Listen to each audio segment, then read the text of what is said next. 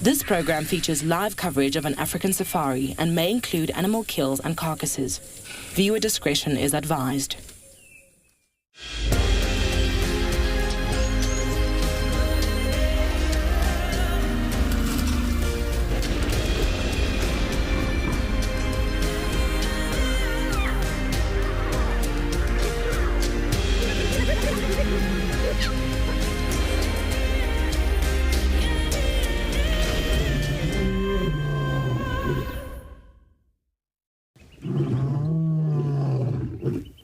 Good morning, everyone, and welcome to another stunning African sunrise all the way from Djuma Private Game Reserve. We have stopped this morning to admire the sun coming out, that big ball of fire that brings life to our planet. And although it was looking very big on the screen, it's still just a bit of a blinding dot in the horizon. My name is Ali, and on camera with me today is Darren. And we are taking advantage of what feels like a very chilly morning, very chilly but very clear morning, to just come and go out and look for all of our favorite animals. If you have any questions or comments, please remember you can send them through using the hashtag WildEarth on Twitter, or tagging at FC on the YouTube chat, or subscribing to the WildEarth channel. If you are under 18 and watching on the YouTube chat, please remember to send your questions on the email kidsquestions@wildearth.tv. Seems like the possibilities are endless this morning. We had a couple of leopards that were found yesterday in just different areas of the property. And so we're going to slowly make our way down towards the southern parts of the reserve, see if maybe the lions have come back, and also go look maybe for Shasha, the young male leopard, who's fastly becoming one of my favorite because he is just incredibly beautiful. Has a swagger of young male leopards. And I think that's probably what our plans are going to be. We had Tavangumi yesterday, and then Kara was apparently found late in the evening. So if we don't come right with those guys there in the south, then we can always try and go north and see what else we can find around there. For now, we're going to leave the sunrise, and we're going to start heading that way. Ooh, see what there is down there without breaking windy. It's very squeaky today. I think the cold is getting to her joints. So we shall see what we find during the morning. Seems like there was a lot of excitement yesterday by the dam cam, and if you watch the dam cam, you would know what I'm talking about. And it's amazing how sometimes just a glimpse into the life of animals, when they don't know that they're being watched, what it produces. Let's see what's up there. Strangely, no impala on quarantine this morning. I don't know if it's a little too cold, and then they've all started moving, started their day early. Safari Kitty, you're saying it was an impressive view yesterday at the dam cam. Yes, it was. So if you're wondering what happened, our clan of hyena, the Djuma clan, apparently made another kill, another live kill, just that you could see from the dam cam. They seem to have killed an antelope. Oh, what is happening? Don't know what's happening on the radio. Sorry, it's this time of the day where everybody gets mobile and announces where they're going and what they're looking for. So it's a big coordination project almost between all the guides, seeing who goes where and who's looking for what, so that we don't all rush to the same area. Or if we are looking for the same thing, that you say it and then we work together. Much easier than just bumping into a bunch of people randomly. All right, we're gonna carry on down this road, but in the meantime, let's have a look at what the weather is gonna be doing today.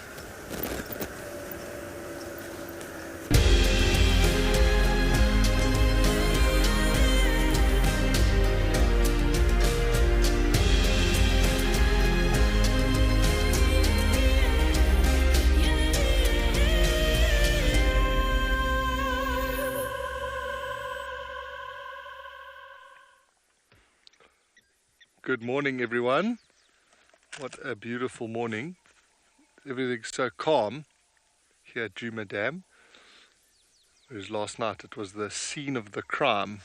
I believe Alan has already told you some of the story. But welcome, my name's Jonty. We've got Morgan on the camera, and we are going to be exploring Djuma this morning. There are lions roaring currently, which I want to go and follow up on while they're roaring. But yeah, if you didn't see it, go onto YouTube and watch the dam cam footage of the hyena hunt last night. It was insane. Hyena ran into the water to fetch the impala. It looked like the hyena was actually swimming at one stage. Really interesting stuff. I'm just going to talk on the radio. Good morning, no updates yet. Just had audio of lions west of Djuma Dam, maybe in the direction of Sydney's. I'm keen to follow up there.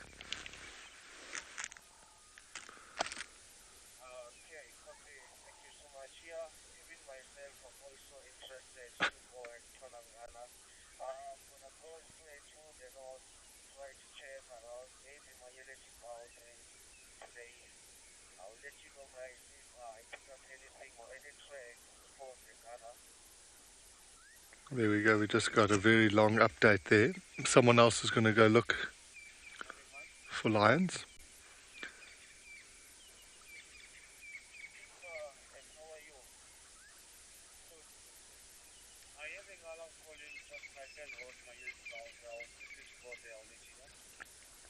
Well, in the video, it certainly looks like they were quite proficient, but often they spend time in and around waterholes. I have seen hyenas frolicking in water. It really looks like they enjoy being in it, swimming and dunking their heads under the water.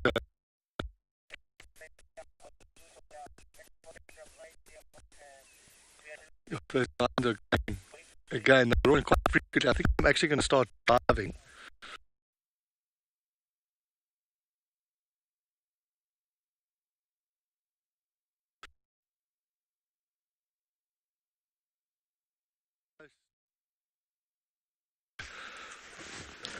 I don't know, it's just that roaring's been very frequent. Let's go and see what's happening.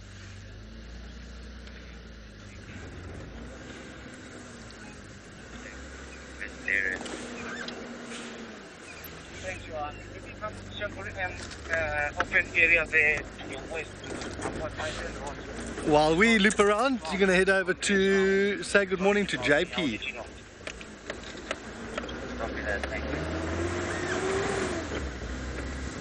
Wonder if we should just...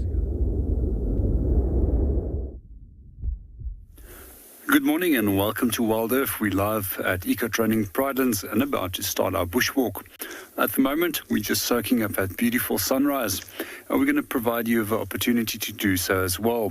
So my name is JP LaRue, and behind the camera, we've got Craig. Our plans for the morning is to walk these ridges, and then from there on make our way down to one of the dams a little bit later to see if anybody has popped in for a drink. At the moment, I'm just going to be dead quiet so you can enjoy the sounds of nature.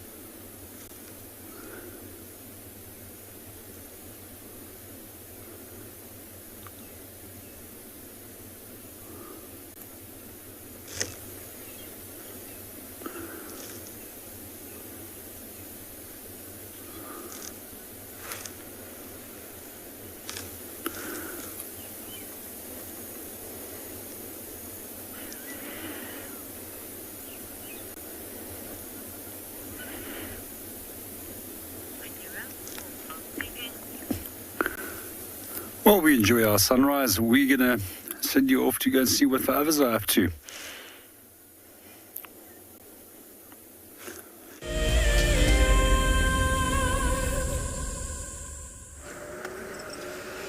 Well, unexpected surprise this morning. If you can see the road ahead of you, that it's littered with all sorts of things and tracks, and just doesn't even look like a road anymore. We've had a big herd of buffalo that's come through overnight, and they've just been walking down all these roads. So I'm just following the tracks of the herd to see where they've gone and to see just how big this buffalo herd is. Because we've had some really good sightings of big buffalo herds. Just gonna roaring. People area, but the suspicious lions coming back closer to us isn't because of these guys that seem to have been walking.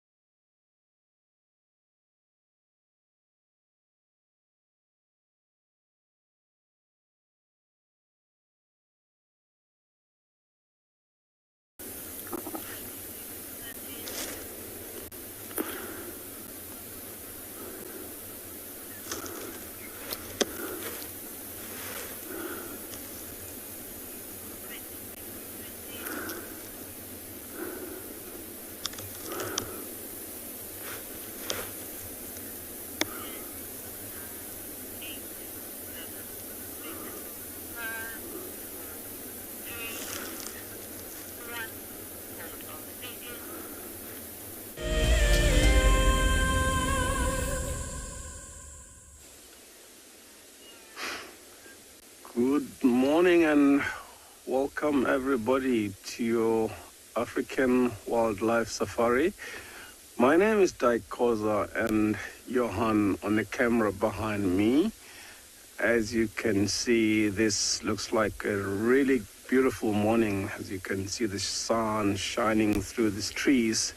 Let's hope to have a really good day this morning.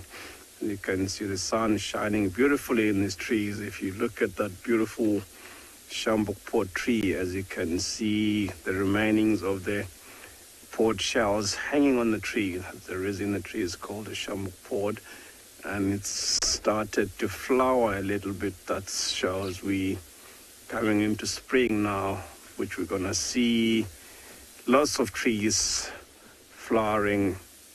And the bush is going to change a little bit, of which the last couple of weeks it was a bit gray, and most of the trees have already started getting new leaves. And the plan for this morning, we're just going to bumble around and see what we can find. It will be really nice to drive those roads that we've driven yesterday and double check if there's any fresh signs of lions or leopards that we can look up to. If you look at the base of that shambok tree, there's possibly insects that are feeding off the nectar from the flowers. Some of them might be falling off onto the ground, so that starling was definitely picking up some insects. Unfortunately, flew off just now. Yeah, we're just gonna check some of the roads that we drove yesterday and see if we can find any fresh lion tracks, because this is a very good morning. If we happen to come across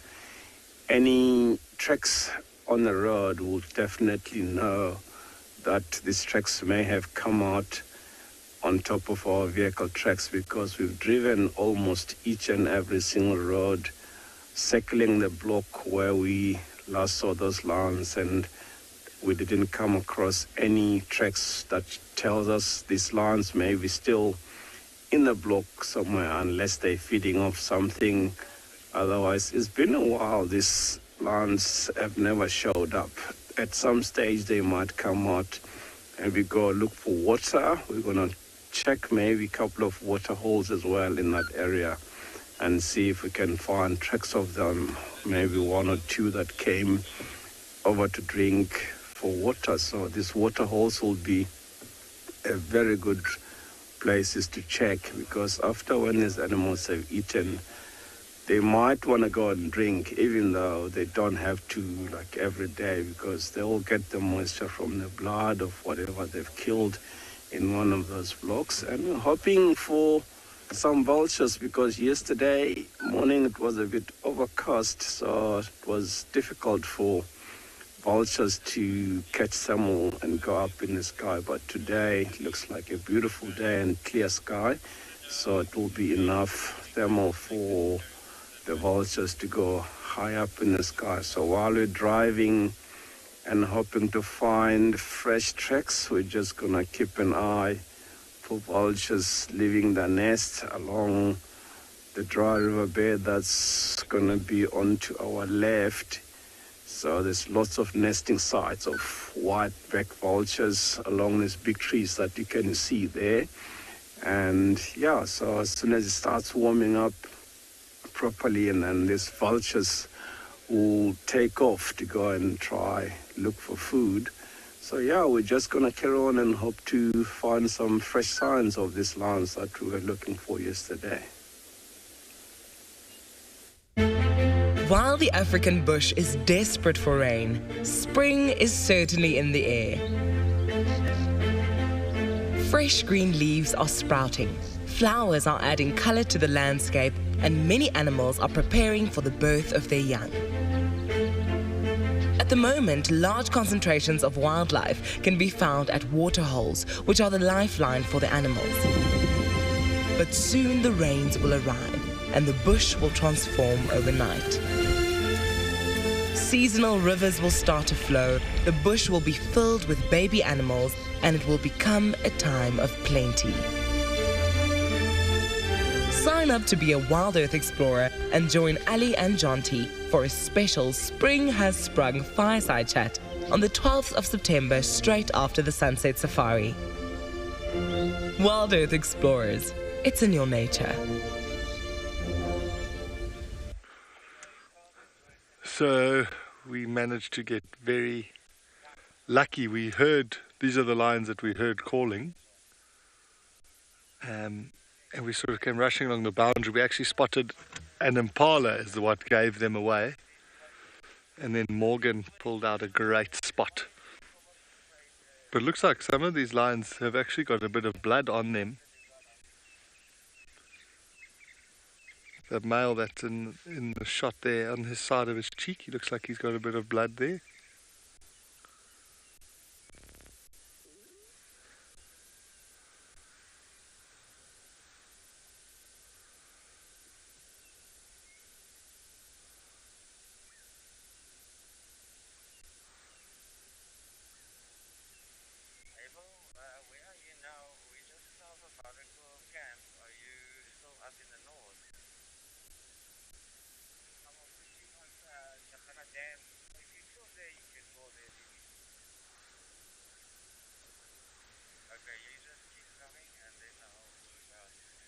They do look very cool in this morning light.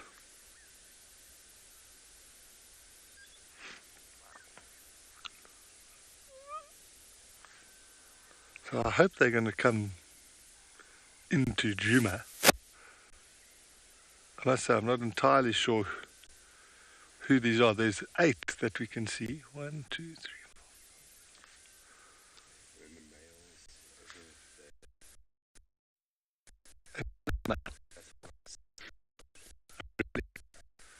So there's 9. Another one. I might try to take a photo of this.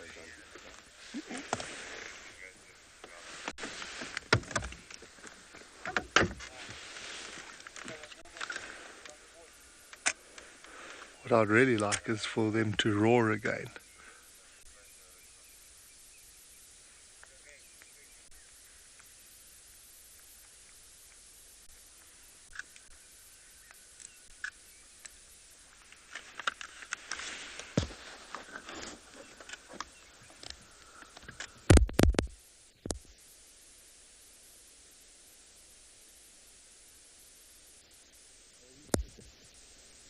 These lions, you're going to head over to JP.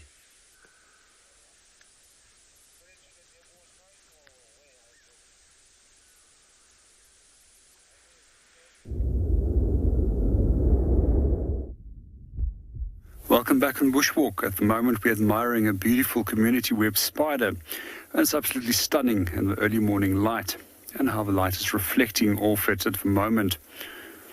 So these spiders are actually social spiders, unlike most spiders which lives solitary and only meets up for mating. There's a few hundred of them that can actually live in these little nests.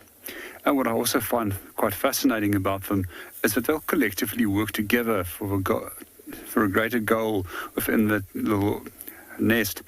And we also find that when they do have prey that gets stuck into the web, that they will only send out enough spiders to go and grab that little prey item and then bring in the spoils back into the inside of a nest to share amongst one another. So a few things that I find particularly interesting about silk. It's incredibly strong, and they reckon that it's 8 times stronger than steel of the same equivalent. It's also much stronger, and it can also be used for making, and is also as strong as Kevlar is, if not stronger.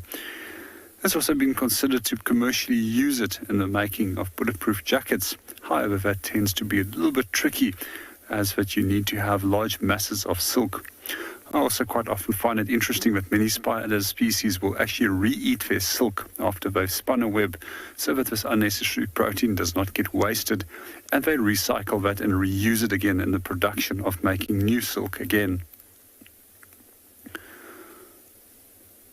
So when it comes to the production of silk, we find that the more advanced spiders are the ones that makes very elaborate webs and nests with that.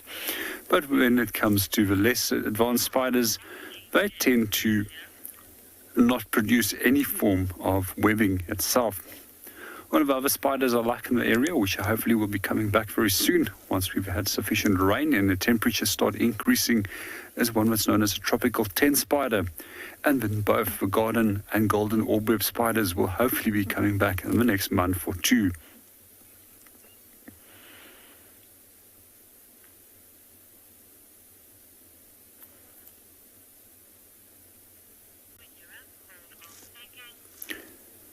Well, we're going to move off and go and see what else we can go and find.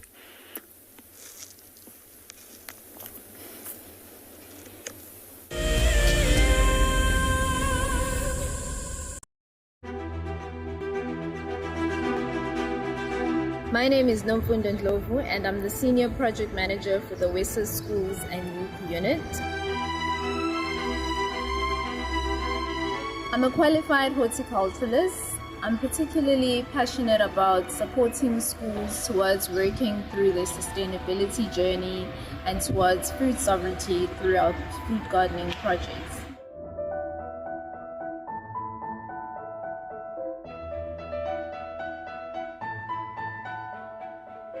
A typical day in my work involves me overseeing our national projects and creating an enabling environment for schools to thrive and succeed in working towards self-reliance and sustainability, and really ensuring that no school gets left behind.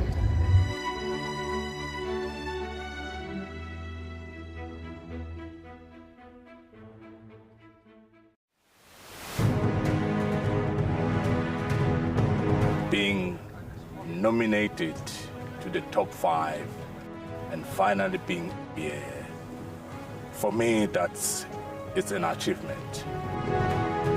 Tracks, I believe I did quite well, and the walk, and sometimes you often drag their feet forward. The storytelling as well, so yeah, I think that's where I see my strongest point. And then That was the opportunity of the scraping. I say the bedding and the call, definitely for me. It was quite a big challenge.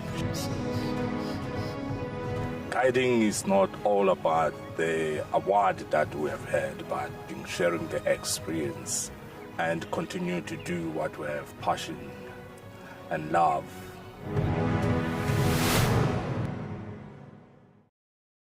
Something very, very interesting. I didn't plan this, but this is a scene, rarely seen. This is what we call a journey of giraffe.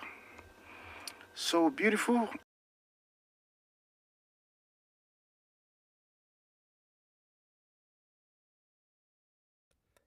Tune into WildEarth every single day. It's in your nature.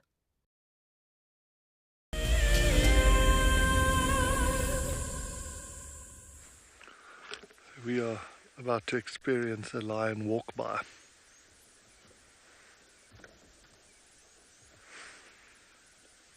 Oh, my head.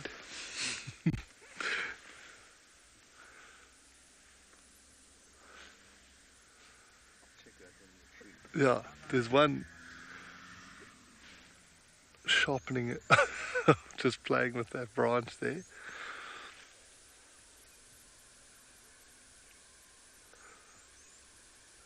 So they've all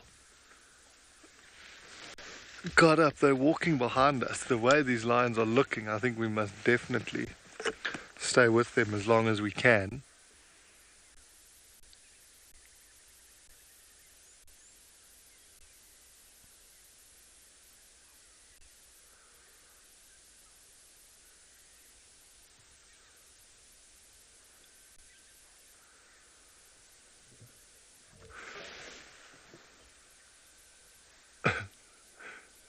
They're very playful.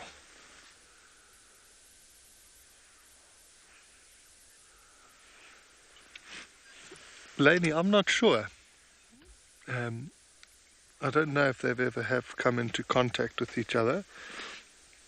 I mean, you know, the vocalizing and that they do, scent marking, those are the sort of things they do to try and avoid bumping into each other. But I'm not too sure. I've never seen them. Oh, the male on the road is posing very nicely now.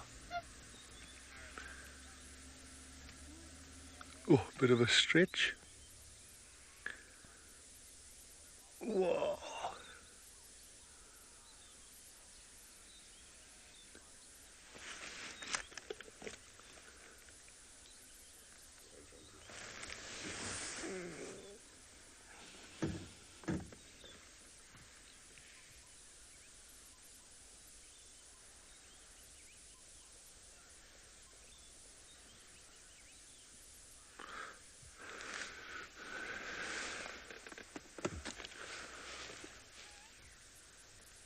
That one was right behind you there, Morgan. So I'm actually going to go forwards.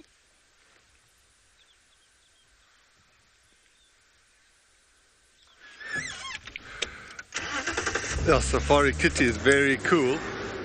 I just see that male, the last one who walked past us, he's actually got a bit of a wound on his tail.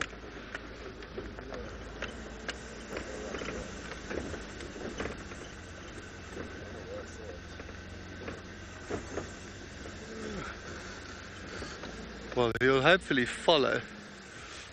Let's we will loop around. They've gone onto the fire break, but what's epic is they're walking into the morning sun. So the light on them is very, very cool. So we're just going to loop around. Won't take us too long.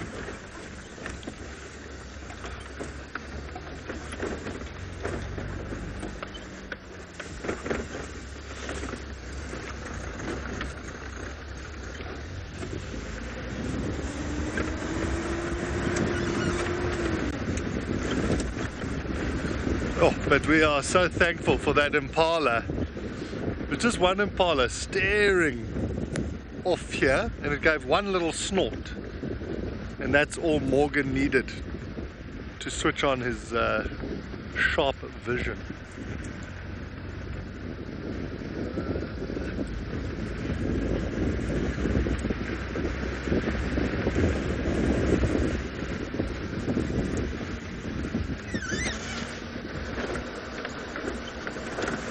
Whoa.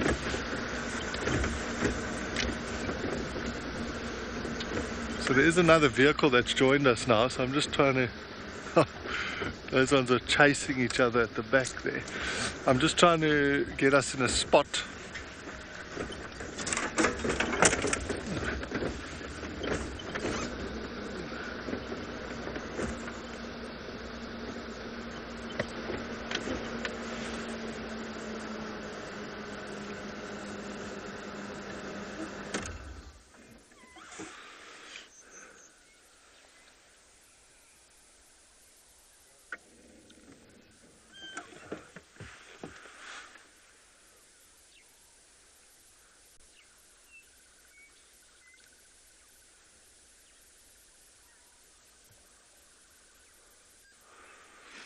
While we sit here with these lions, you're going to head over to Dyke, who's found an elephant.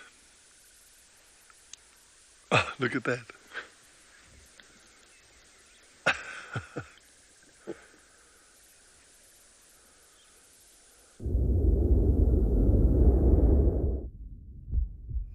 Look, we just found this Africa's largest land mammal here, the elephant, which is grazing peacefully there.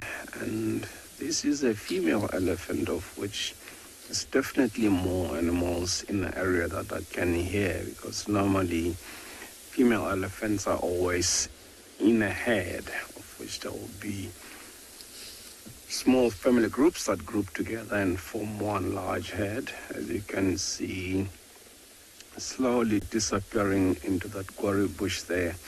That shows how well these animals can blend in. Yeah, as we're driving down this road, they might be heading towards the small waterhole that I'm planning to get to. What we're gonna do, we're not gonna spend much time with these elephants here. I'm hoping to get to that small waterhole before they get there, because once they get there before us, then we won't be able to look around that waterhole and see if we can find any signs of these lion tracks that we're trying to pick up, so we can follow up on them and try see if we can find the lions. Yeah, as I said, there's possibly more animals in the area. Can pick up movement. I don't know if you'll be able to pick up that movement from the back of that bush there, but there's definitely another elephant that's feeding on the other side of this guarri bush. So let's not waste time here with these elephants, because this is not like the best viewing of this animal. We're just gonna carry on down and see if we can get to that waterhole before these animals get there, and see if we can find the lion tracks and follow up on that.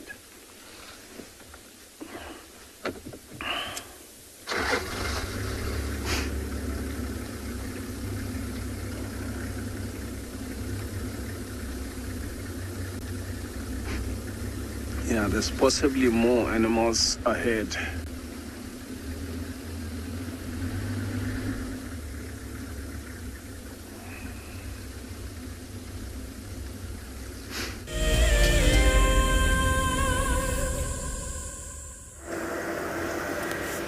Seems like my comms are not working properly, because I almost feel like I'm Trishala down in the ocean.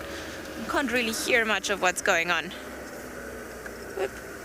Let's just try to, maybe with the volume, maybe we'll get lucky with that.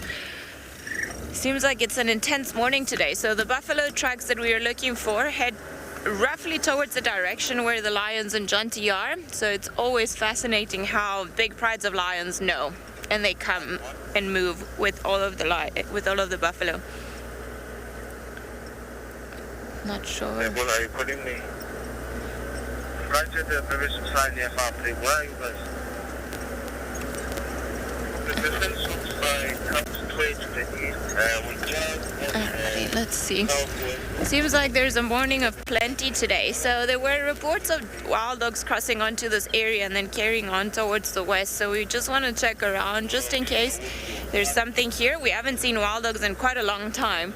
So it would be pretty great if we got to see them or at least spend some time with them. So I just want to go on this road because I've seen them cross on here a few times, and their general direction was west, meaning that they would have gone towards the Mambili. But unfortunately the radio, I cannot use it from here to there. Ironically, it's a little too far away to pick up the comms with other people, so we're just gonna scratch around the area, and once perhaps we get a little bit closer to the boundary, we'll get a hold of them and find out if maybe they've had tracks or they've picked up on anything their side.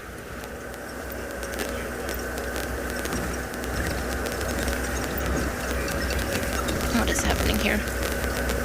There's a lot of radio chatter this morning. I think everyone's quite excited to see the lions again. What is that?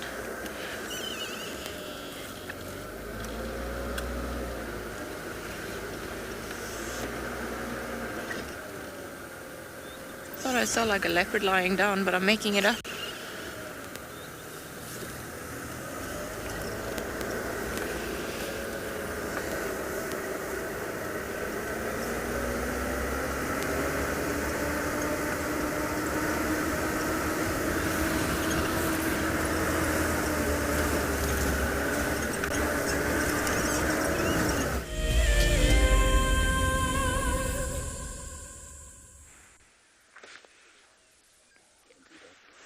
Let me just duck out of the way. We are having a proper lion walk by.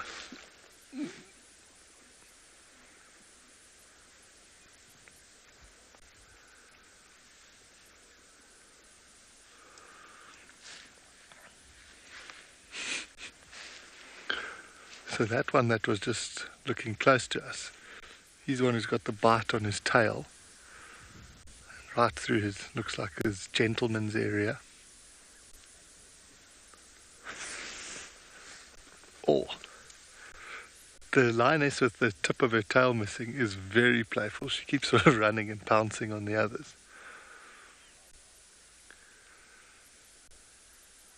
Morgan and I were just saying how, you know, lions can be so useless when they're just lying down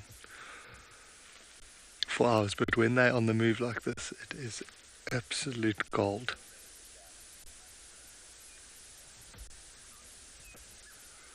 I'd love to know what they caught. I don't think it was a big thing, because not all of them look like they had a full feed.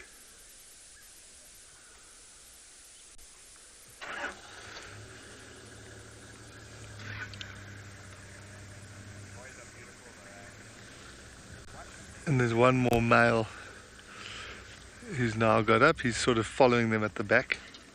Morgan thinks he saw a big male. I'm sure he will follow if he is with them. That's what I first saw from that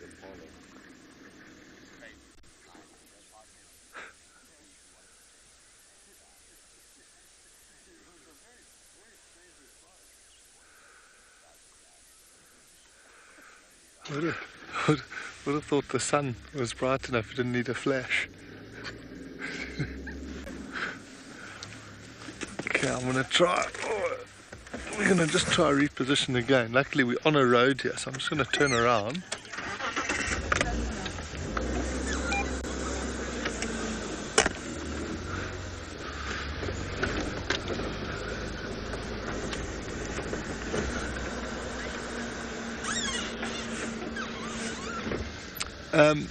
Fiona, the most recent one that I saw was actually a failed attempt of some lions on a buffalo. It was very, very cool sighting. It was just before I got back to Djuma. It happened, I was doing some guiding at Mala Mala, and look at this lion, it's being a bit of a Zoidberger. He literally just ran and cut us off. Yeah, it was lions. They sort of trailed a buffalo from the evening, the whole night. We caught up with them again in the morning, and they managed to get on one of the buffalo. Once the whole herd came, chased the lions off, and they kept following them, and they got on again, and I thought they were going to be successful, but the herd came running in again and actually just tossed the one lion right off, and then the lions sort of gave up. That was the last attempt I saw live. That video, I did post it on my Instagram page if you want to go and see it. It's not going to win any National Geographic awards, but you can see what happened if you want to go watch that.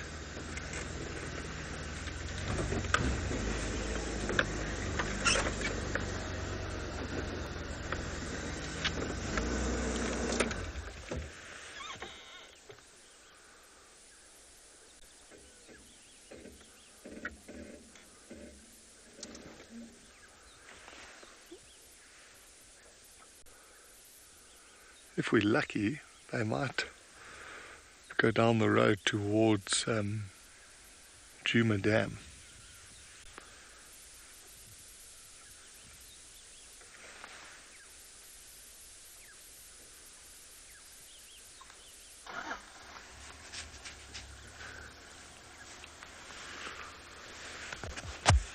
So you might see there are other vehicles driving around. We'll just try to stay with these lions. Like I said, when they're moving like this, there's always a chance. You'll see some of them are obviously still playing around and chasing each other, but they still be listening, and if they hear something or see something, it might trigger them.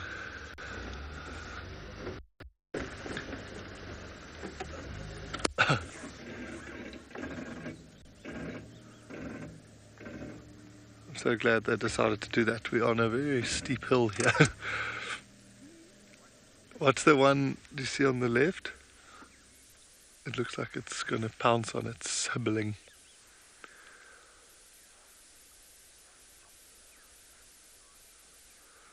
And one of the guests breaking the no standing rule. Beautiful. Okay, let me go forward.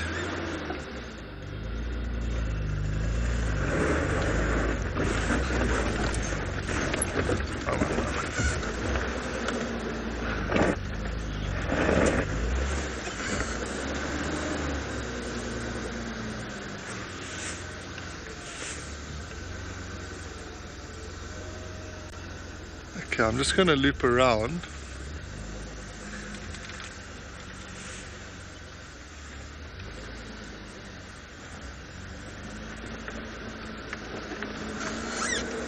Actually, I'm just going to go onto their boundary. They've stayed, some of them I thought they were going to walk down the road, but they've stayed on the fire break.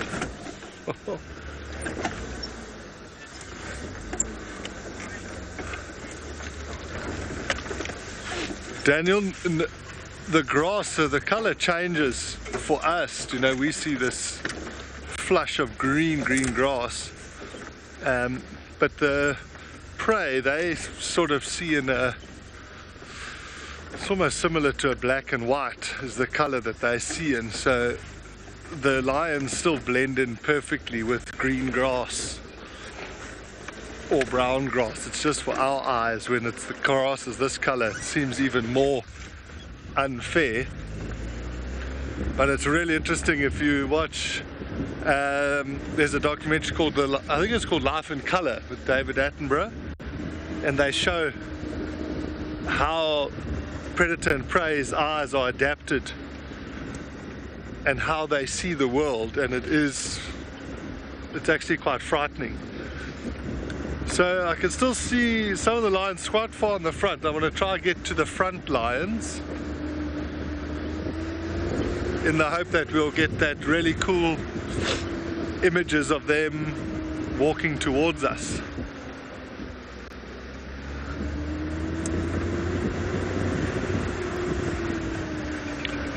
Let's go through here.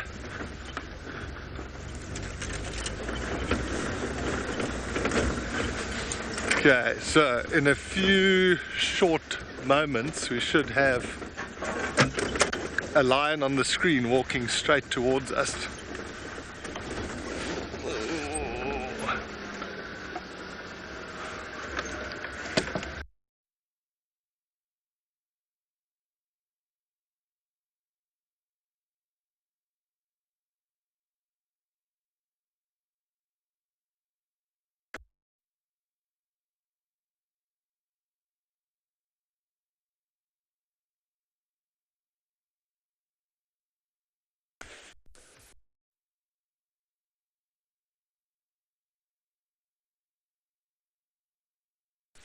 Yo, this one at the front almost looks like he's going to lie down.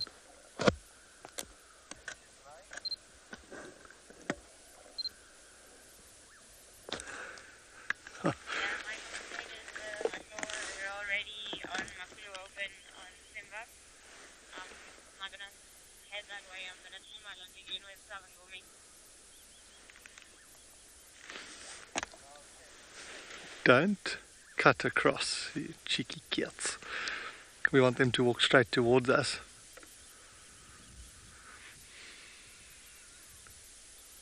Oh, that one on the road, the one with no tip is chasing.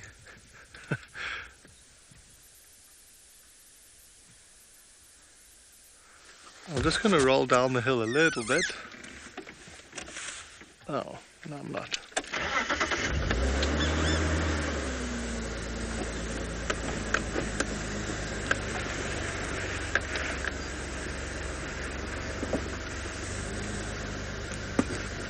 While we reposition, you're going to head over to Dyke, who's doing a bit of birding. Yo, I'd love one to jump on this tree.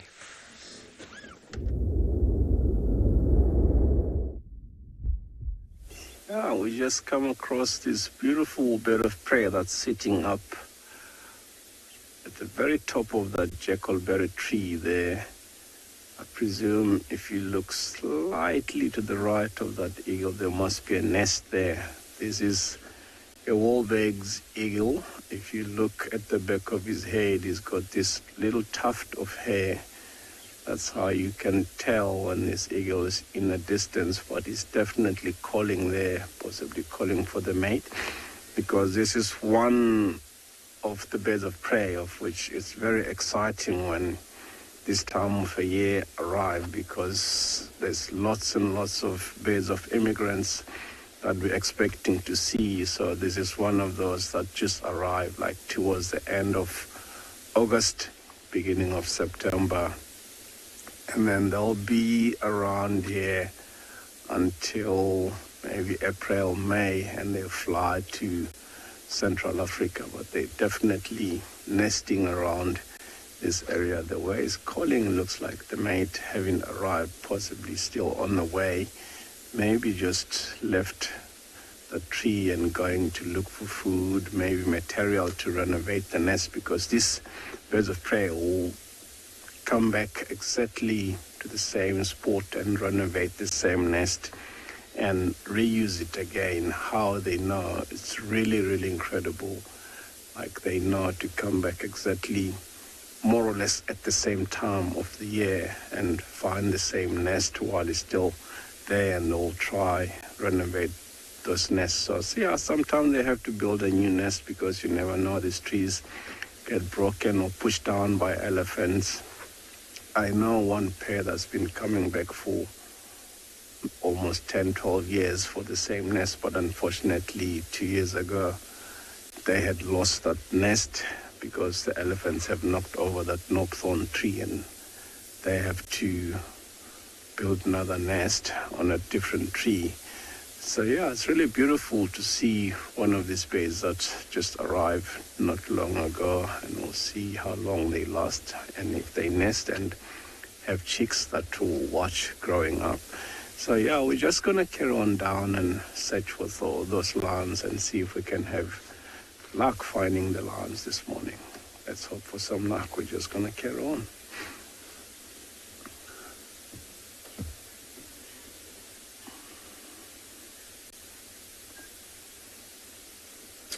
Yeah, so am I, because when it comes to this time of the year, I always get excited. Like each of us, it's really excited who's going to see one first. And then here we go. But there have been seen or spotted recently, quite a few of them that are here, but we're still expecting lots and lots of other birds of immigrants to arrive in the area, which we look out for those when we drive past every single tree. We'll try see if we can pick up anything, any bird that flies past. We just look carefully and see if it's one of those, because there's lots of different birds that come from all around the year and then from everywhere in the world. The bee-eaters, European bee-eaters, common bee-eaters, which are very beautiful. So I'm really excited to see those coming back here. So we're just gonna check the riverbed for some fresh signs of lions, otherwise go up to the top and see if we can find anything. Hoping to find the lions this morning.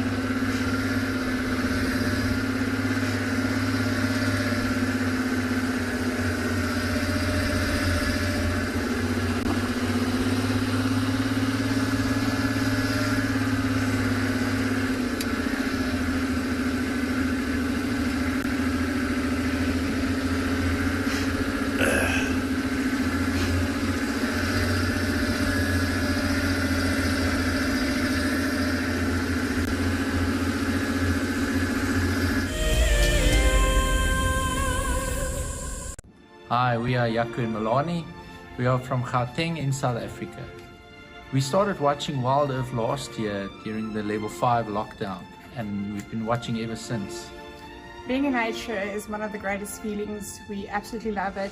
Our favorite thing about WildEarth is that the concept is so amazing. We have the benefit of having a wildlife safari in the comfort of your home, especially when you're not allowed to go out.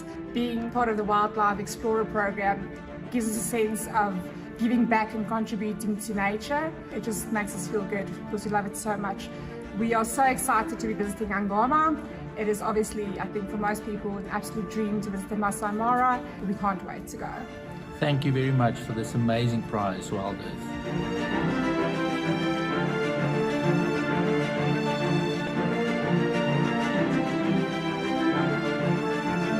WildEarth Explorers. It's in your nature.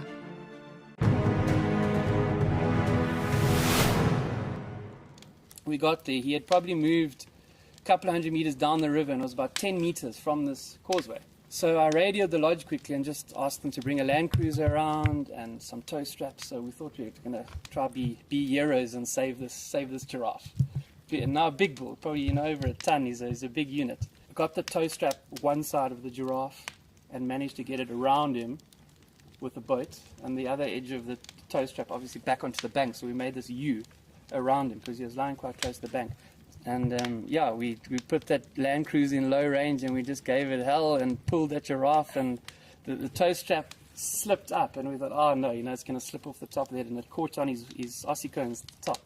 And that last 10 meters pulled him out onto the bank, and he battled. He was obviously quite weak and all that.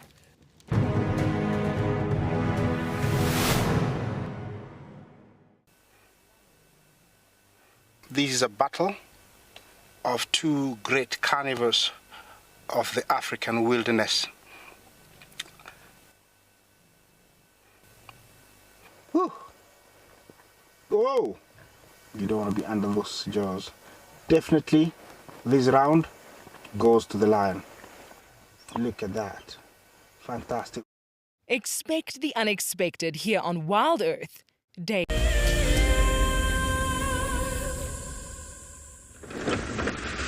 Welcome back, everybody. We're just doing another loop around. We're hoping. I saw some had started to lie down, but some were still walking. So we've done a bit of a bigger loop so that we can watch them for longer coming towards us. I'm just trying to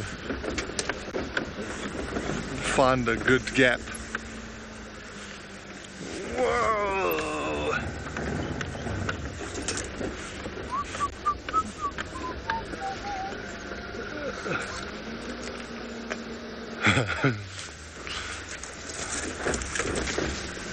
I've picked such a legendary route through here.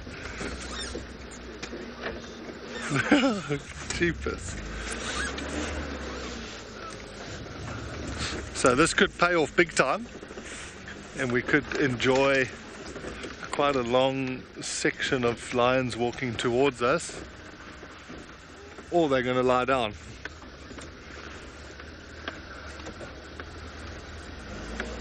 Can you see from a bit higher there? Are they the leons? I've got a feeling we might have been stitched up here. Oh, there's one. I can see one leon.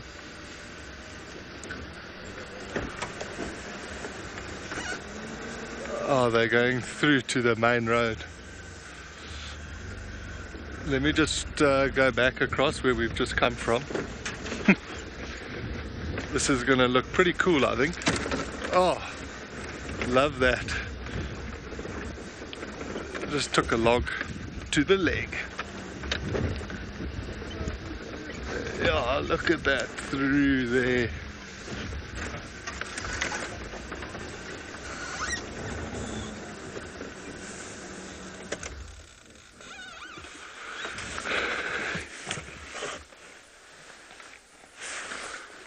That is cool, eh?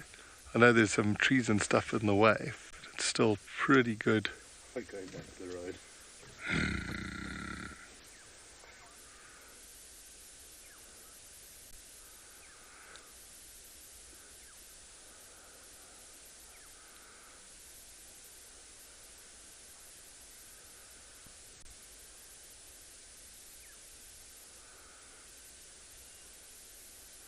One going to pop out behind this marula tree. Hey,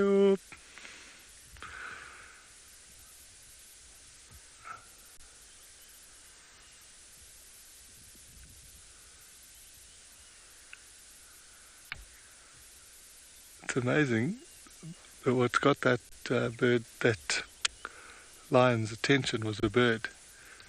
It was a African harrier hawk.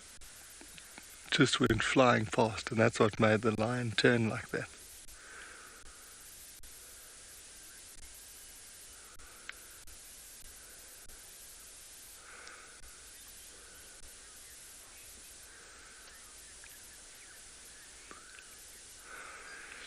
Sonia, you do sometimes see some prides are a lot more calculated than others. Some, oh, this one might go on this termite mound next to us here.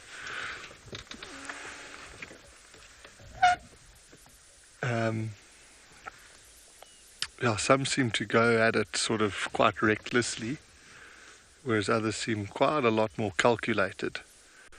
There was a really good documentary that was filmed in Botswana that followed two different prides, and it was exactly that. The one pride, they used to get insane footage because the lions would just run in and sort of just go for broke, and would get in these crazy situations, getting tossed in the air by buffaloes, and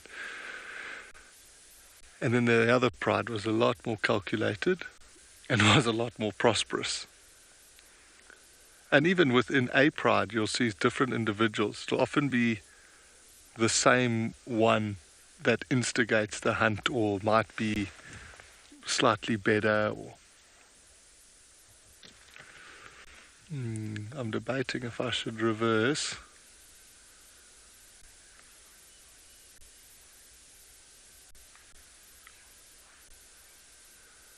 So that we're kind of looking towards them.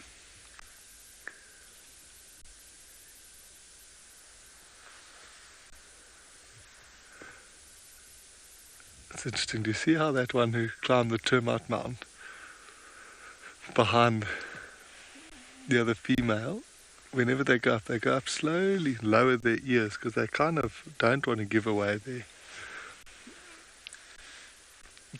themselves. But it's interesting, some are clearly starting to want to lie down, and others want to move a little bit. I'm just going to reverse back because we might get something good if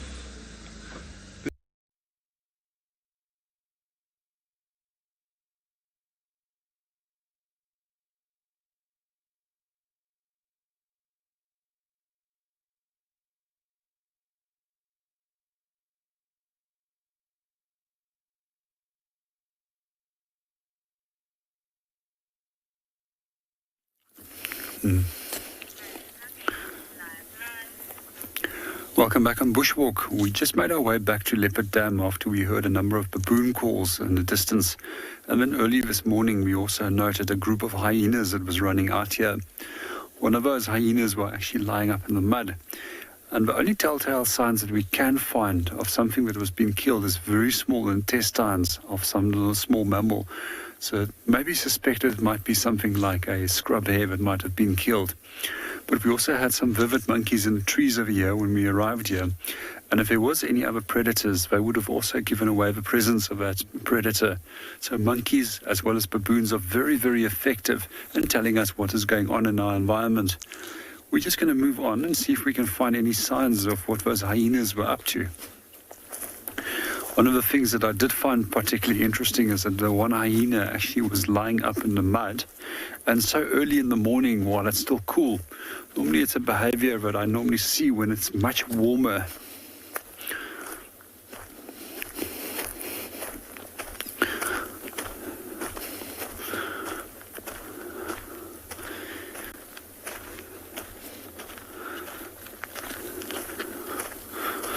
Here's one of our trucks of our hyena.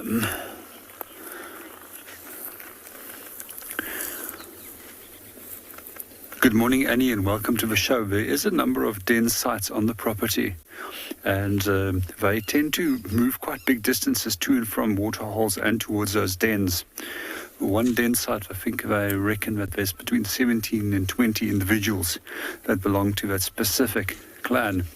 So here's our track of our hyena right over here, and we can see 2 little lobes at the back, and those kidney-shaped toes, and the nails that mark on the track, which is some of the characteristic features which separates it from cats. It has 3 lobes, as well as does not show nails. However, we have mentioned in the past, cheetah is the exception to the cat species, and they don't. And there's the only cat that does show a nail in the track. Just going to move on over here, and I want to actually go and investigate what's happened there in that muddy patch in the center. I've also started wondering if this hyena might not have actually chased something up into the water and consumed it there. You can actually see her tracks coming out over here, and there's that fresh mud that's been dropped off her body as that she came up here.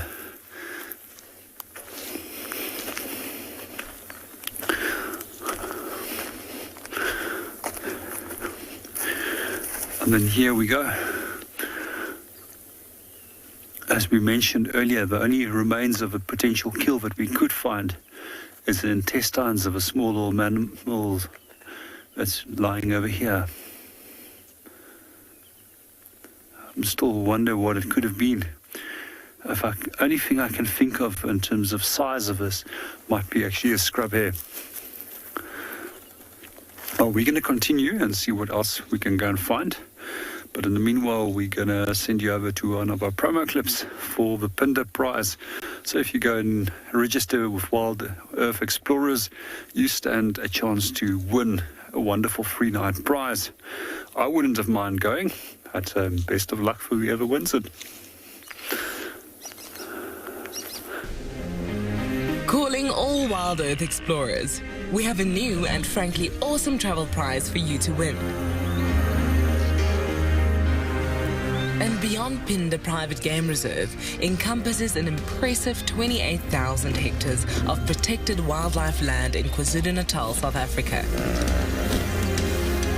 As you have seen on WildEarth, andBeyond Phinda showcases one of the continent's finest game viewing experiences and is well known for close-up sightings of the elegant yet elusive cheetah as well as the rare black rhino. Sign up to be a WildEarth explorer before the 16th of September, and you and a friend could be heading to the magnificent Phinda Mountain Lodge, where you will spend 3 nights escaping the real world at this ultimate safari location. WildEarth Explorers, it's in your nature.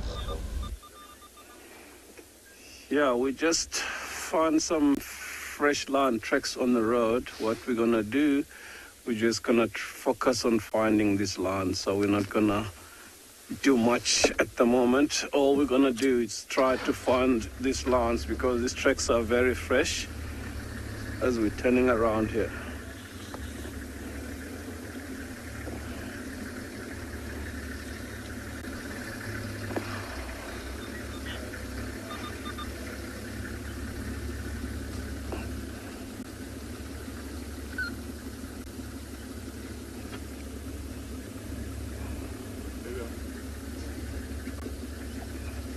Yeah.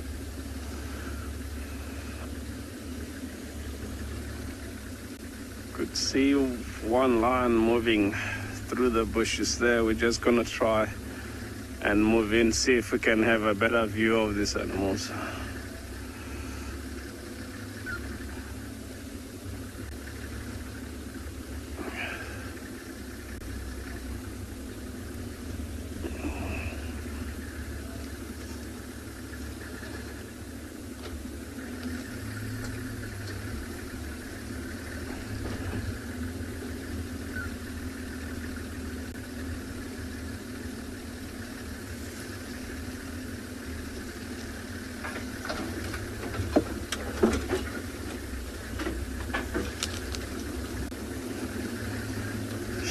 Yeah, finally we've been looking for these animals for almost 3 days, Justin. So I'm so happy to have found them. We're just moving in and see if we can, excuse me, have a better view of them because they're moving through this little dense vegetation here. So we'll see how many they are as soon as we have a better visual of them.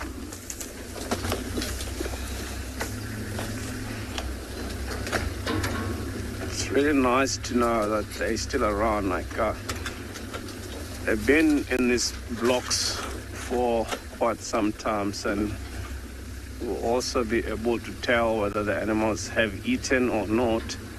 But it looks like just a split from the Birmingham Pride. I see some young ones as well, and 2 big lionesses there. So I'm just gonna circle around. I'm trying to circle around and see if we can watch them from the front walking past us.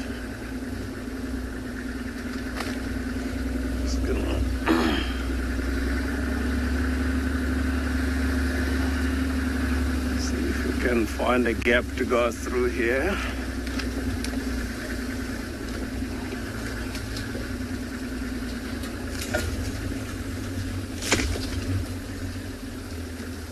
Are we good here?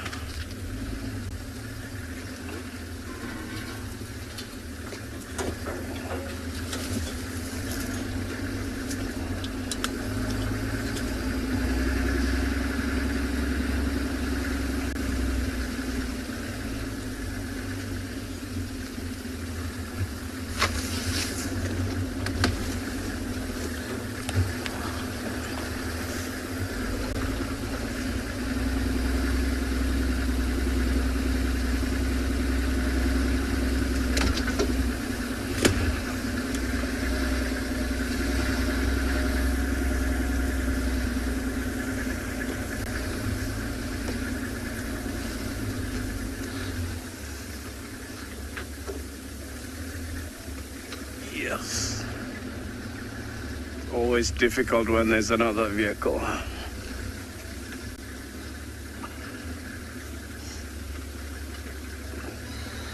Yeah, they seems to be walking towards us, so I'm just gonna stop here and see if we can watch them walking past.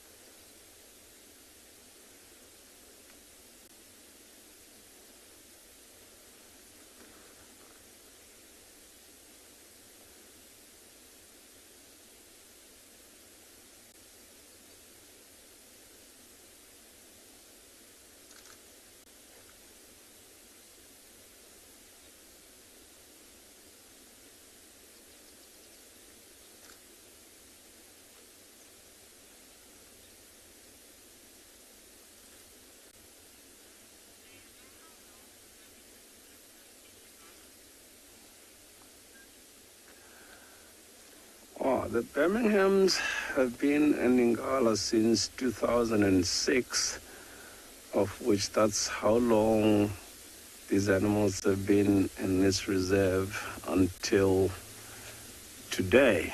So these cubs that we're looking at now, that were born in this reserve. You can see it's still early in the morning. Young ones are still full of energy, just playing around. So this is just a split from the pride, of which they may have splitted for the last couple of days. They don't look like they've eaten. They may be trying to find the rest of the pride. Just gonna start the vehicle and try follow them and see where they go. They might lead us to the rest of the pride.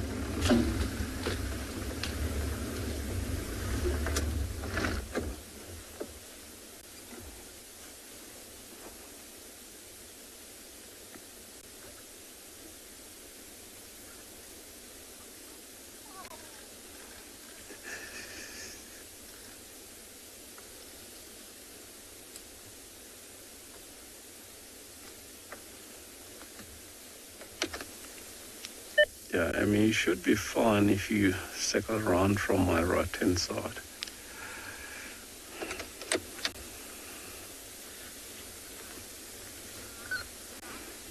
This is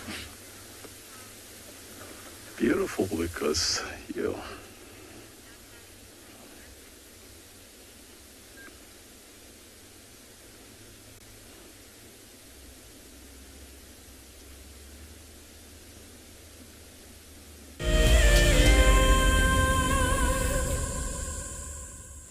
unfortunately, they don't look like they've eaten.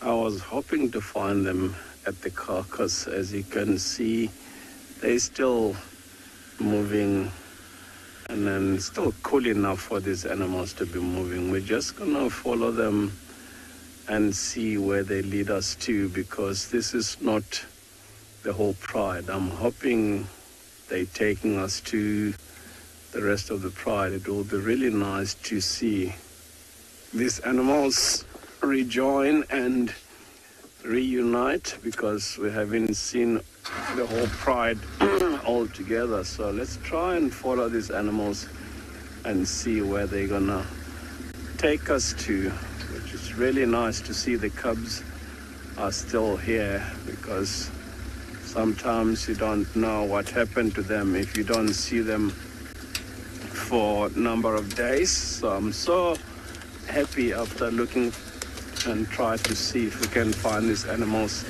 for the last 2 days, and finally, even though we didn't find the whole pride, but it's always good to know there's still some of them that are still here that we can see. Let's hope they taking us to where the rest of the pride with the white ones are, so we'll get to see the white ones, because I haven't seen the young white female for a couple of days. So it will be really nice, as you can hear, that spare fowl just been spooked by possibly them, because that's what you listen for when you're looking for these animals. Alarm calls from these bays and different animals that will be telling you where to go and look if you're tracking them down through this dense vegetation, and then you just listen for alarm calls as well as signs that you can look for, and that might make it a little bit easier for you to track and find these animals. So we just gonna keep following them.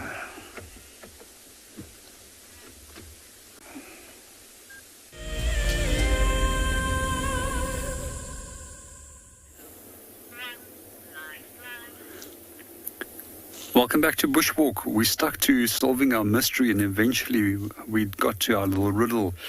And we looked at the number of different tracks and what the hyenas were doing. So we followed the tracks back to where they came out. And we actually found where they actually have stashed or killed a young buffalo calf last night. And this is where it's sticking out of the water.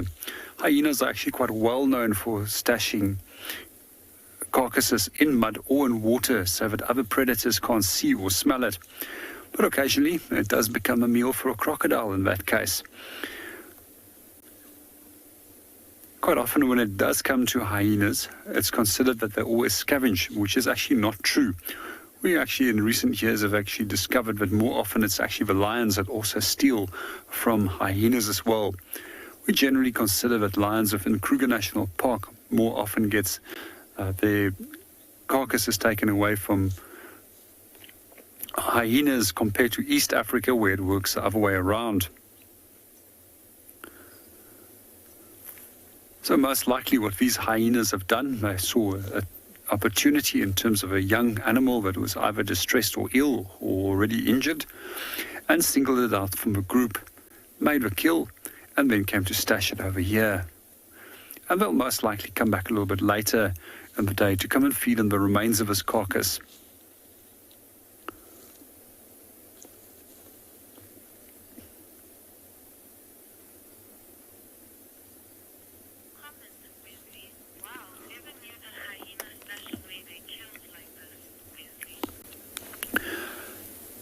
Good morning, Wesley, and welcome to the show. And with regards to your comment of the stashing, it's not often that I've actually seen it. It's probably only the 5th time that I've seen where they've actually stashed the carcass away like this. Generally, they feed fairly quickly, and because they also quite often scavenge from other predators, they end up getting the remains of the kill.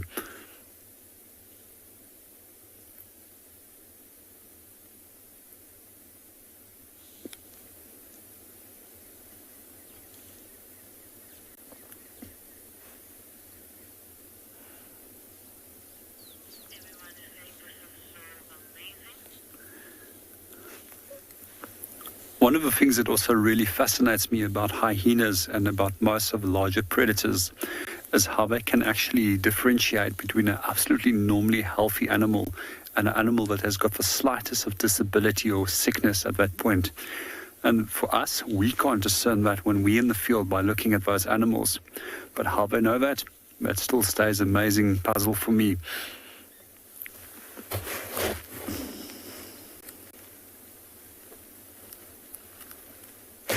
It'd actually be pretty cool to actually put a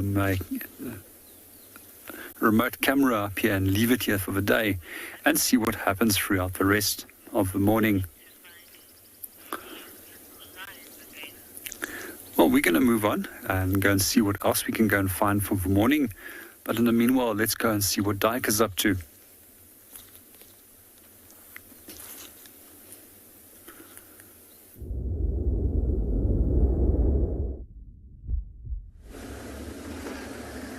Yeah, we slowly losing these animals because they're going into a very dense vegetation, and it looks like there's a drainage line where they're going. They might go into the drainage line. So what I'm gonna do, I'm gonna circle around onto the other side of this drainage line here and hope to find them again on the other side.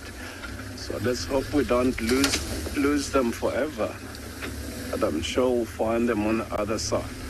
So that's what we're gonna do for now.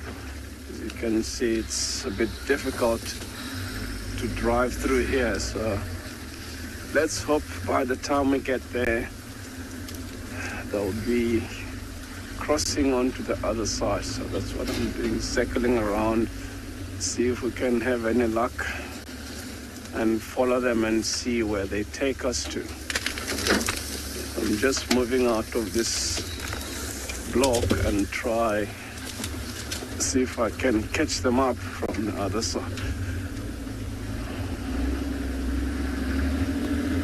We don't have them now. They've gone just into the drainage line that I'm gonna cross onto the other side because they're moving quite steadily. As you notice there, it's not all the pride. There's one lioness that looks injured because they had a fight with other lions the other day. So she's got a cut. I'm so glad to see she's still around because I was on leave when that happened. And someone said she looked like she was breathing through that cut because it's exactly on her throat, and I'm hoping she recovers very well. So this is a direction where they're gonna cross onto if they happen to cross. I'm hoping they'll cross and come up on this side of the drainage line.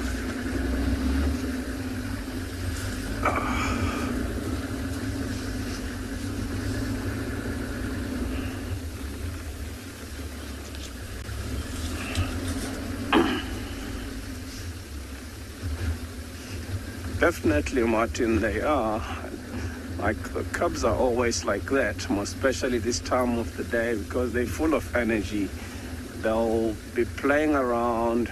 That's the reason when you find these animals about this time of the day, you'll find when they're with the male lions will be lying a bit of a distance away from the rest of the pride because the cubs are so playful that they'll climb over them and they want to rest because they've been moving through the night. So male lions will choose to go lie a distance away from the pride, and they really look in a really good condition. So that shows this Birmingham pride, the lionesses are very good hunters.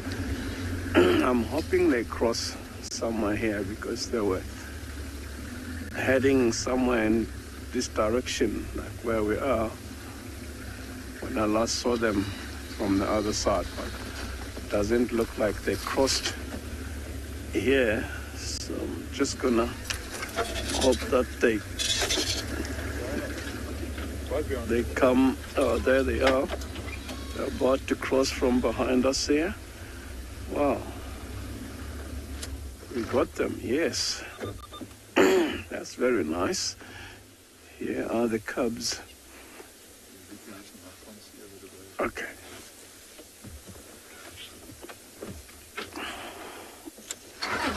How far is Amy behind me?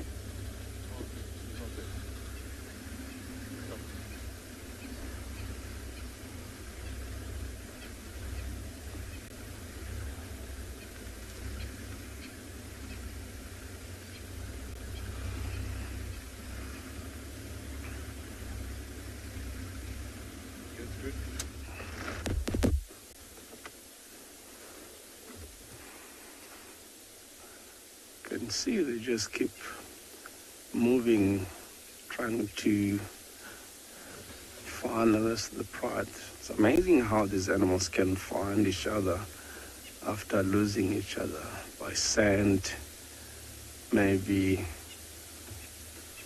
calling. That's the reason you hear these animals roar at night. This is like contact call, trying to find the rest of the pride members, but easily they can follow each other by scent. So that could be what they're doing, trying to catch up with the rest of the pride. But you can see the cubs are not worried about that. It's just the lionesses that are leading the way. The cubs are just having fun, playing around, which is very cute and beautiful to watch them out in the open playing like that, because normally if you catch up with these animals in the day, they'll be lying down resting, but soon, because it's starting to get a bit warm, they might burn off the energy. Once the lionesses decide to find a place to lie down, they're all gonna lie down for the day, wait for the sun to go down, and then start again to try and follow up, catch up with the rest of the pride. Let's hope by tomorrow these animals are all going to be together and we might get to see all of them together, maybe at the carcass feeding off something, which will be really nice because they definitely haven't eaten, so they might hunt tonight. Yeah, so as you can see, they're disappearing through the bush. It's just the one cub that's lying there and the other one looking in the direction where they came from. As soon as these two cubs get up and move, we're just gonna follow up on them, keep following and see where they're heading exactly.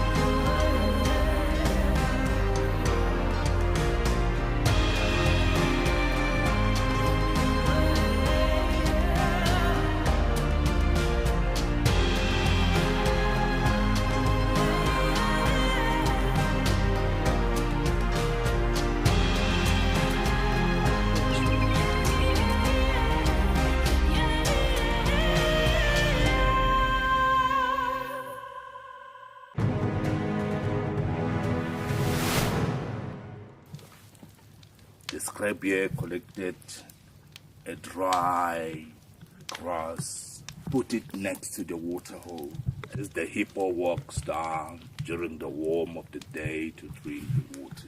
When the hippo arrives, he saw quite a very nice grass, an area not to resist to rest. And when the hippo went down to drink the water, and when finished the water, he just lied down on the grass. And then, that was the opportunity of the scrappy. You know what? Today is my day to pay the revenge.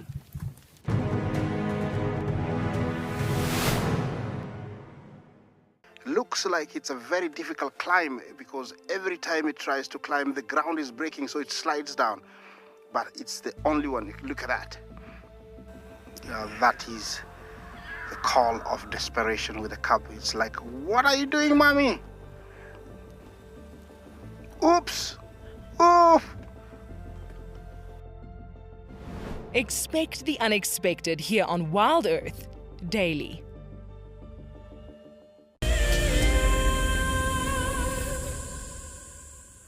Yeah, look who we found. Hello, guys. Have you seen any lions around here? Okay, that's good.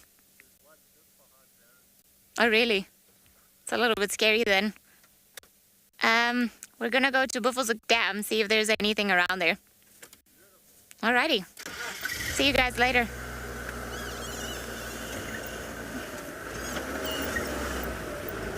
Oh, look, there's something in the middle of the road down there. Might be something like a kudu. Or a zebra, maybe? Potentially more a kudu than a zebra. So down, following the road, we've got a kudu down there. Just right on the southern side of the western side of Look at all the mongoose coming into the tide.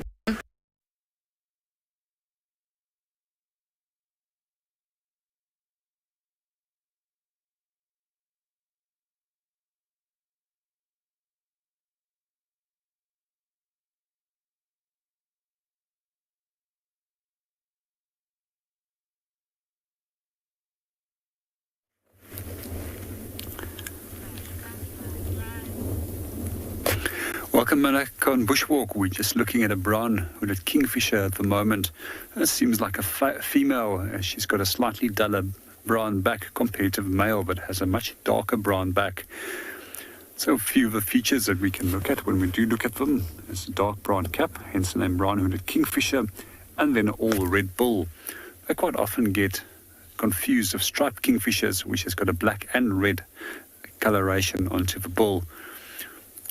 That's also one of our two resident kingfisher species, which we tend to find over here at the dam. The other being the pied kingfisher, which was also sitting close by to the brown-hooded a little bit earlier.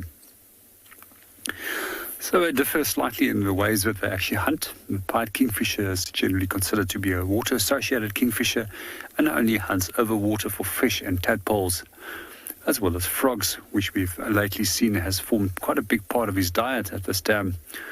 The brown-hooded kingfisher, on the other hand, tends to go more often for insects. Occasionally we'll actually see them plunging onto the water surface, either to pick up an insect or just to plunge bathe, but generally they hunt away from water. I also suspect that it's actually the brown-hooded kingfisher nest that we saw on the side of a bank. And it looked like a few weeks ago they're actually looking for a new nest hole as well to start nesting in.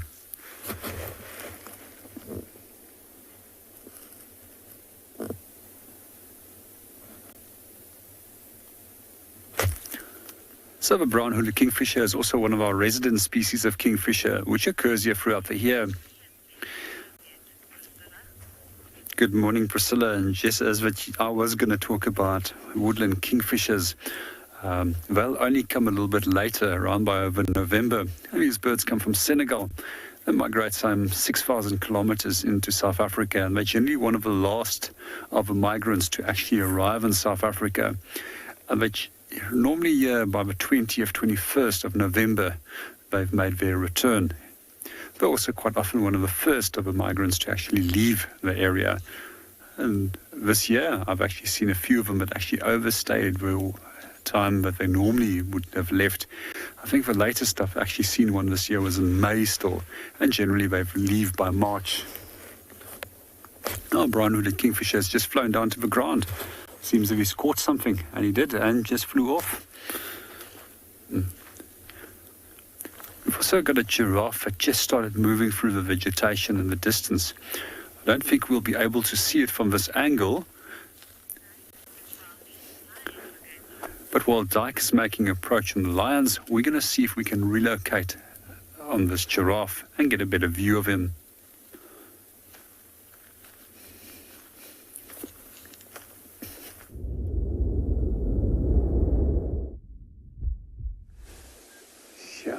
Just managed to cycle around into the drainage line and see if we can have a better view of these animals again. And here we are.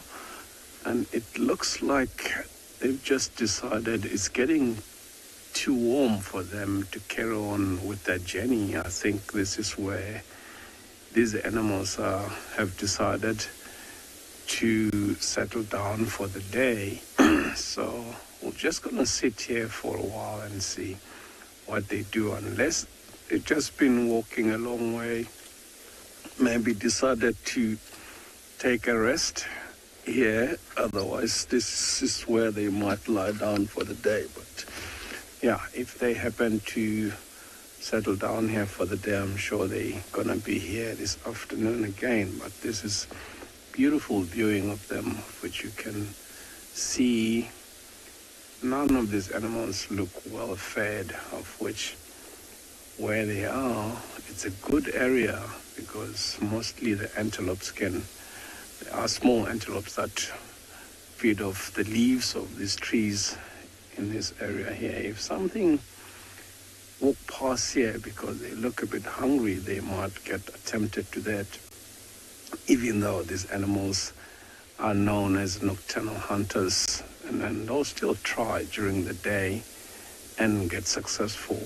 But I'd say the chances are very slim during the day to catch something, because they can easily be seen by the prey. Yeah, but once you notice, as you can see, they all lying down, but if you notice the two lionesses start getting up and look around, maybe there'll be something walking past. So it will be interesting to see what they're gonna do. We're just gonna sit here and watch these animals and see what they do, which is really beautiful. As you can see, the cubs have been playing around earlier on. Seems like they're burning off the energy.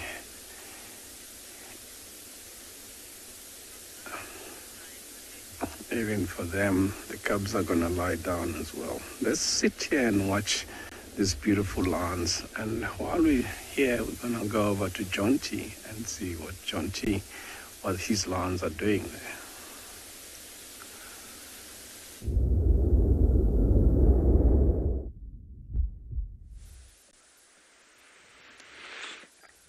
Thanks, Dyke. It seems like the lions got the same memo. I was very hopeful earlier. It was fantastic spending some time with them while they were on the move, but they've reached the point where they have all settled down now. There's some that we're looking at here, and the others are a little bit further behind us. One or two still have their heads up, but they do look like they're starting to get sleepy. I just hope later on this afternoon they go south towards Djuma Dam.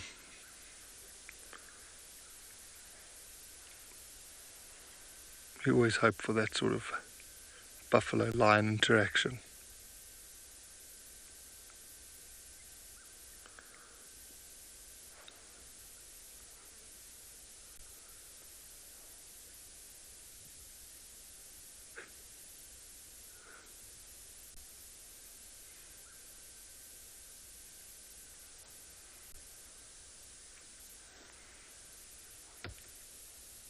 But when you watch them and you feel this nice, beautiful, warm sun, you start to yawn a little bit.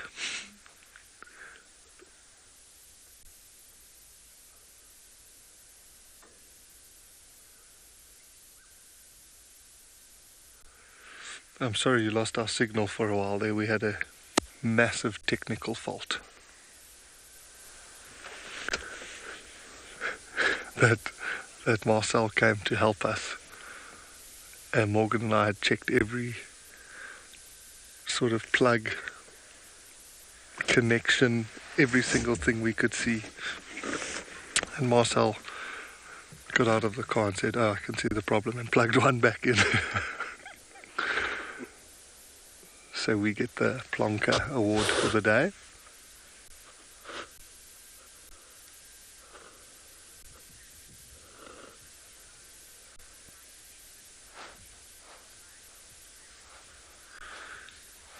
Hammond, you'll see in most animal species there'll be more females than males. It's just the natural way, so that you need more females than males so that you can keep the species sort of breeding and continuing on for for future generations.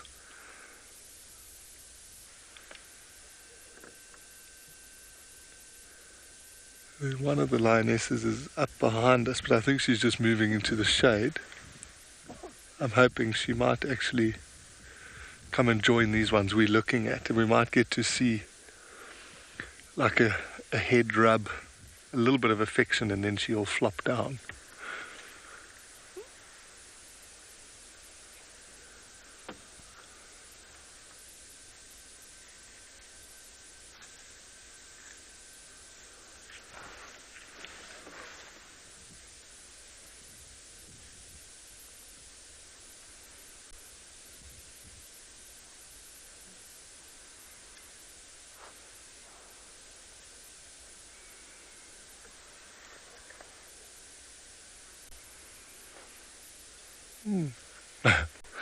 Not really a head rub.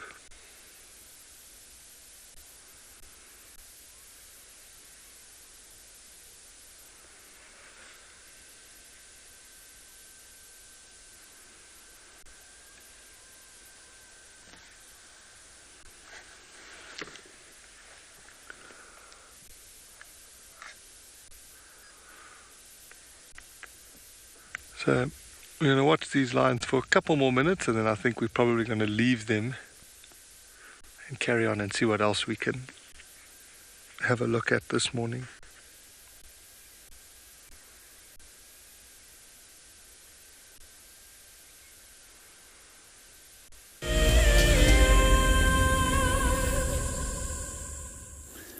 Welcome back on Bushwalk. We're currently watching two giraffes over here busy feeding. And what we're going to do is just do a little silent segment while watching them and listening to the different bird calls in the background. Enjoy.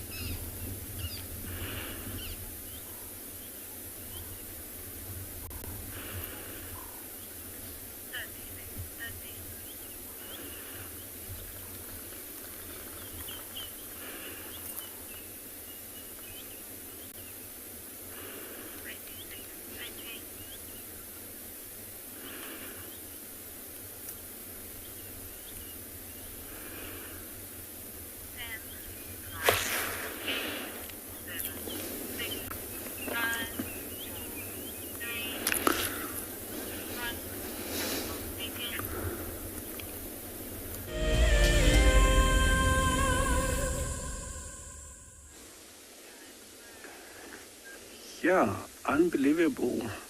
As you can see, they're settling down here, but you'll be amazed on what these animals can do, because we always generalize that hyenas are scavengers.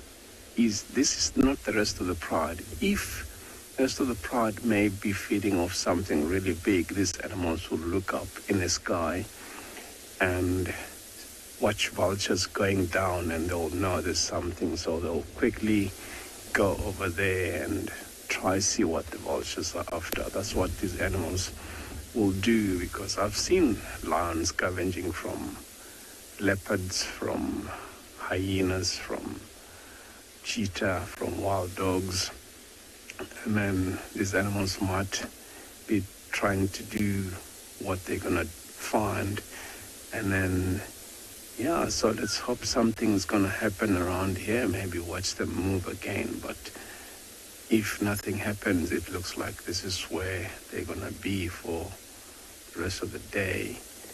But I'm thinking maybe they just know that the pride is not far from where they are. So if they start to move this evening, they don't have to walk as far as they did last night. So let's hope to catch up with them in time this afternoon before they start to move, because if you get there while they're gone, you'll hardly know where they are. As you can see, we're having this beautiful view of them, but as soon as they move towards where they are further in, there's some very dense vegetation, and the grass is so tall that you can hardly follow up on their tracks unless they decide to go back and walk down the road.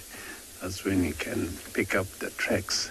So there's lots of animals that are going to move through this area, because to our left, earlier on, we drove past one small water hole. This is about time most of the prey species will start walking to get some water, and then they're sitting right at the perfect spot, of which this is like a huge traffic where most of the animals like impala, wildebeest, zebra, giraffe will be walking past here. So they might definitely get something. You never know. By the time we come back here this afternoon, they might be feeding off something.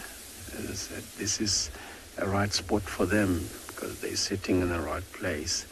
Animals move up and down. There's a huge game trail or game path where animals walk up and down to get to water and back the same way. So let's hope something is going to walk past here before we leave these animals and see what they'll do. Otherwise, we're going to leave them and move down the road. If the pride is not too far from here or where they are, we might be lucky come across the pride not too far from this position where they are. So I'm hoping that the pride is not that far. Maybe if we're lucky, get to see the white ones this morning, including the 2 roast males.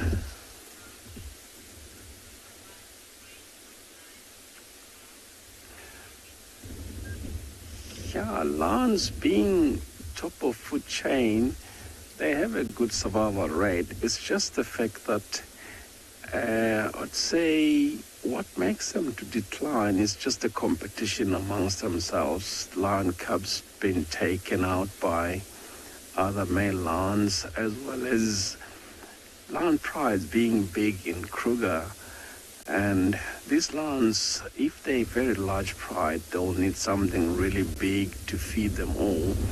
And they'll go mostly for buffalo, and buffaloes in Kruger, they're not TB free. They have the bovine tuberculosis, and sometimes they happen to take down a buffalo that's got the disease, and sometimes they get affected by that, and they'll also die of that. As you can see, that one is trying to suckle from the mother, but he's too big for that, so she might not let him do that for a long time. That shows these animals are really, really hungry, so they're just waiting and hoping that something, see, as I mentioned, that she might not let him do that because he's too old for that. It's just moving away from him, and she's going to find a spot and lie down a distance from where they are. Yeah, so I think we're just going to let these animals rest here in peace and try to catch up with them this afternoon before they start to move. Maybe get to see them take us to where the rest of the pride will be, and fingers crossed to that they might take us to the rest of the pride and get to see the white ones this afternoon.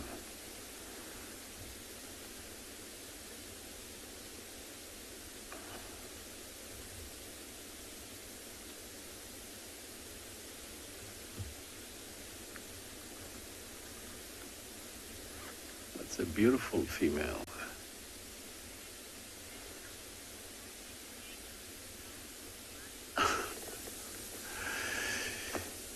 Yes, I have both in a vehicle and also on foot. Like, you'll think these animals are tamed because we're sitting here and watching them and they lying there unconcerned to us, but they just born and grow up in front of these vehicles, so they start maybe associating these vehicles to another wild animal that's never done any harm to them. But if you happen to stand up and then they see you as an individual, that's when they charge the vehicle. The closest I've had was maybe a lion charged the vehicle and stopped about 2 meters from the vehicle, could even feel the sand hitting the side of the vehicle as you slam the brakes. And otherwise, yeah, got charged by lions on foot tracking females, and none of us that knew that there were lions with cubs in the area, and then all of a sudden we came across these 2 lionesses that had cubs, and they charged us so bad. But yeah, otherwise, if you know exactly what to do when you come across these animals on foot, then you're safe.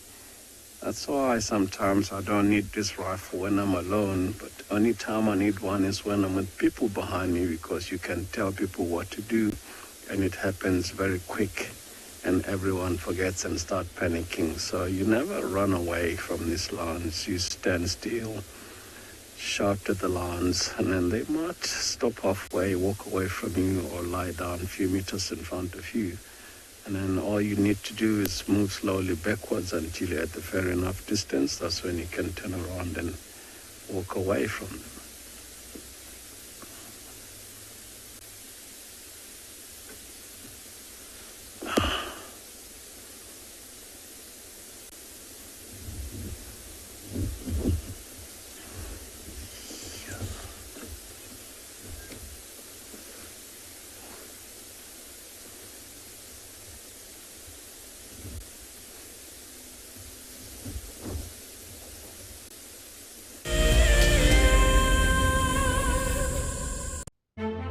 While the African bush is desperate for rain, spring is certainly in the air. Fresh green leaves are sprouting, flowers are adding color to the landscape, and many animals are preparing for the birth of their young. At the moment, large concentrations of wildlife can be found at waterholes, which are the lifeline for the animals. But soon the rains will arrive, and the bush will transform overnight. Seasonal rivers will start to flow, the bush will be filled with baby animals, and it will become a time of plenty. Sign up to be a WildEarth explorer and join Ali and Jonty for a special Spring Has Sprung fireside chat on the 12th of September, straight after the Sunset Safari. WildEarth Explorers, it's in your nature.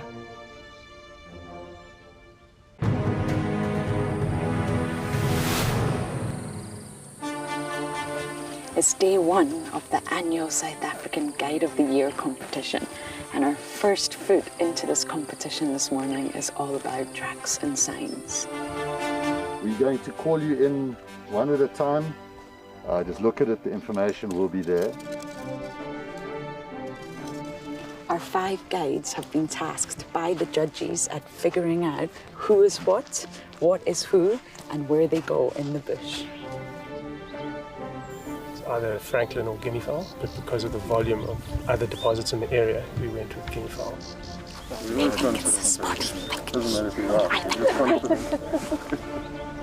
Detailing the surrounding that you need to look out for tracks. The details is very important.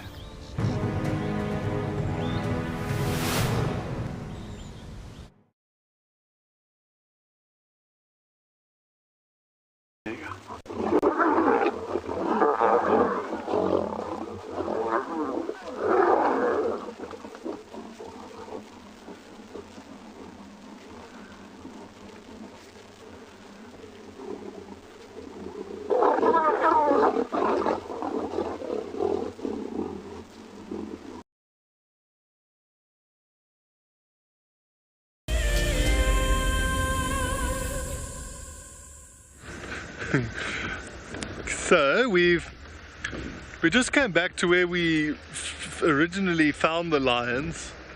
We just wanted to check that there wasn't a big male following them, but we can't see anything.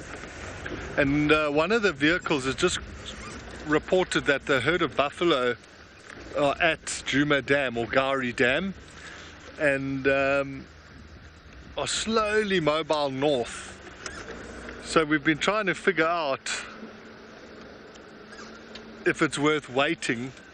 And I just chatted to the guy now. He said the buffalo are starting to settle down, but it's quite a lot of, maybe later this afternoon there could be a bit of action. If those lions hear the buffalo, when buffalo move, you know, as a herd, they make quite a bit of noise. So hopefully the lions will actually hear that and maybe go towards them. We want to go try check towards another area. The Tabangui male leopard was found this morning. Unfortunately, Wendy didn't have signal there, but sometimes Rusty picks up signal in areas where Wendy doesn't, and vice versa. So we're going to try to do that and hopefully get to see Tabangumi. But wow, hearing those stories from Dyke, whew, lions do certainly, they can make you quite feel very small and humble. There's actually Dyke once in a sighting where lions were hunting buffalo, and I just started guiding, and I got so excited I drove my car into the thick of things, and Dyke came on the radio. He just shouted, he said, move the car, move the car, move the car. And I just started reversing, and literally as I reversed back, 3 or 4 buffalo bulls just came running. They would have hit the car side on. So he saved my bacon there. Now, he actually told me a story, it was years before, I think it was at Ngala, where a vehicle got too close and the buffaloes hit the side of the car. It actually rocked the car onto its side, which you can imagine is absolute chaos, because now you've got buffalo stampeding around, lions running all over the place. It was night time. Now you've got people freaking out. Not an ideal situation. There's some kudu on the left here.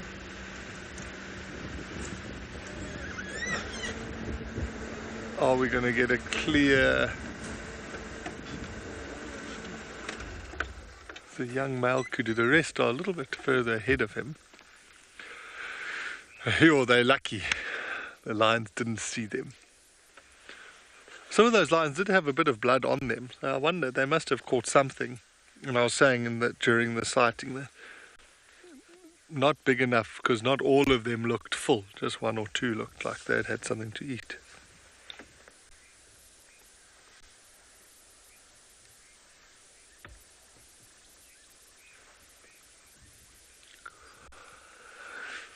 While we watch this kudu browsing, you're going to head over to JP, who's chilling at a waterhole.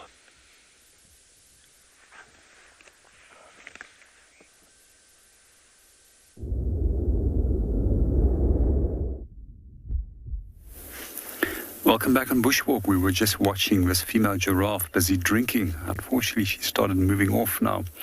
Maybe she's just going to try and see if she can get a better place to drink, as that section where she was trying to drink is quite muddy. Let's watch her and see what she gets up to.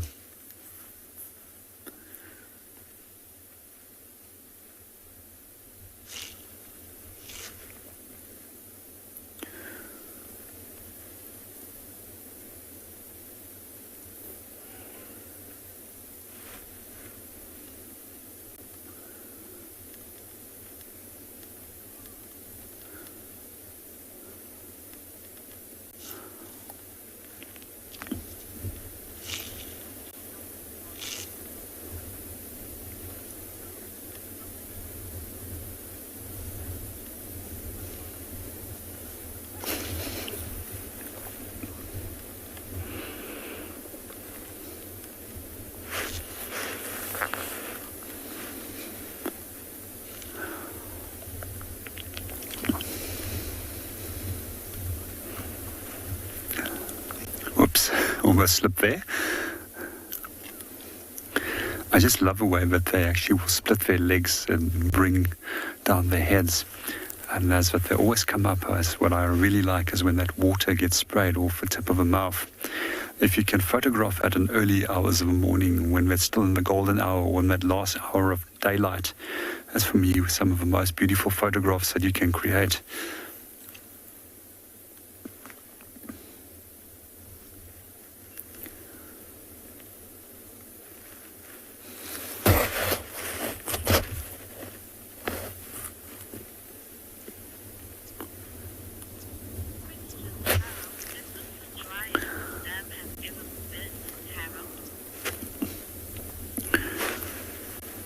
Good morning, Harold, and welcome to the show. With regards to your question, if it's been the driest, it's definitely been the driest since I've seen it in the last year and a half that I've been operating on this property. But hopefully we'll have a little bit of relief and rain coming very soon. I'm always optimistic, and I hope that our rains will be early, just like last year. And by the last weekend of this September last year, we already had a lot of rain. My first 2 weeks of October, everything was already green.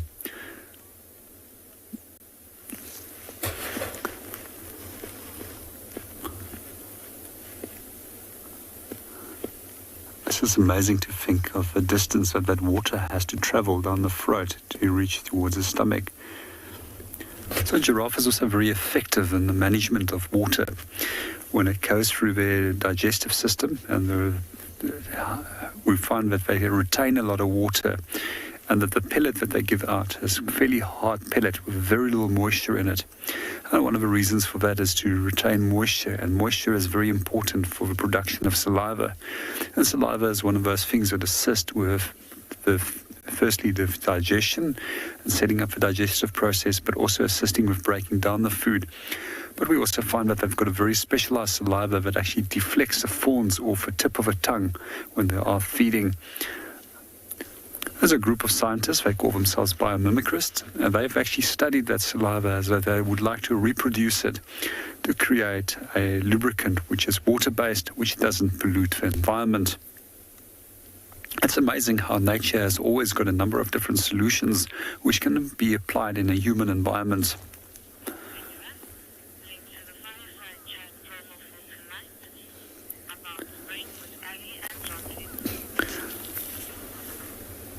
Well, we're going to move on, but in the meanwhile, we would just like to tell you a little bit about our fireside chat for tonight with Jonty and Ellie.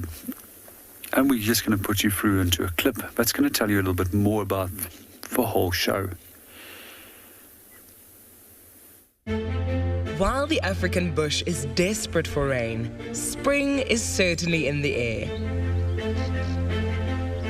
Fresh green leaves are sprouting, flowers are adding color to the landscape, and many animals are preparing for the birth of their young.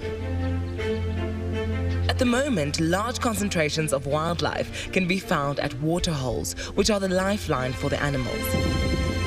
But soon the rains will arrive, and the bush will transform overnight. Seasonal rivers will start to flow, the bush will be filled with baby animals, and it will become a time of plenty. Sign up to be a WildEarth explorer and join Ali and Jonty for a special Spring Has Sprung fireside chat on the 12th of September, straight after the Sunset Safari. WildEarth Explorers, it's in your nature.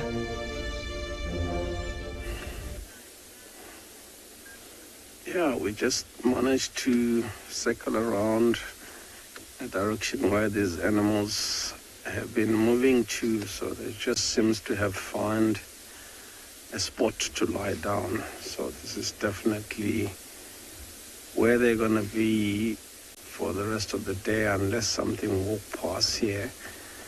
See, if you look there, you can hardly see them because they blend in so well with the color of the grass.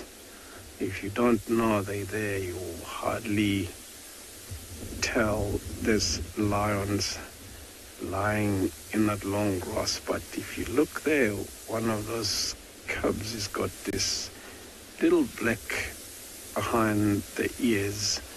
So lucky they have that. The one that's getting up, you can see the black behind the ears there, as well as the black tip of the tail. So this is how they see each other when they're walking through long grass, more especially for these cubs to follow the adults.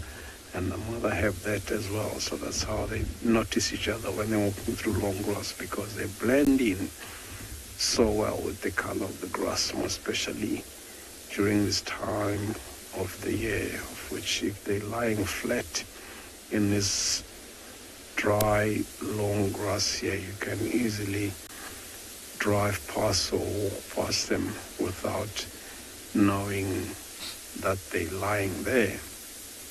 I was hoping when I saw them move from down there, they were up to something. As you can see, the one female just went flat there.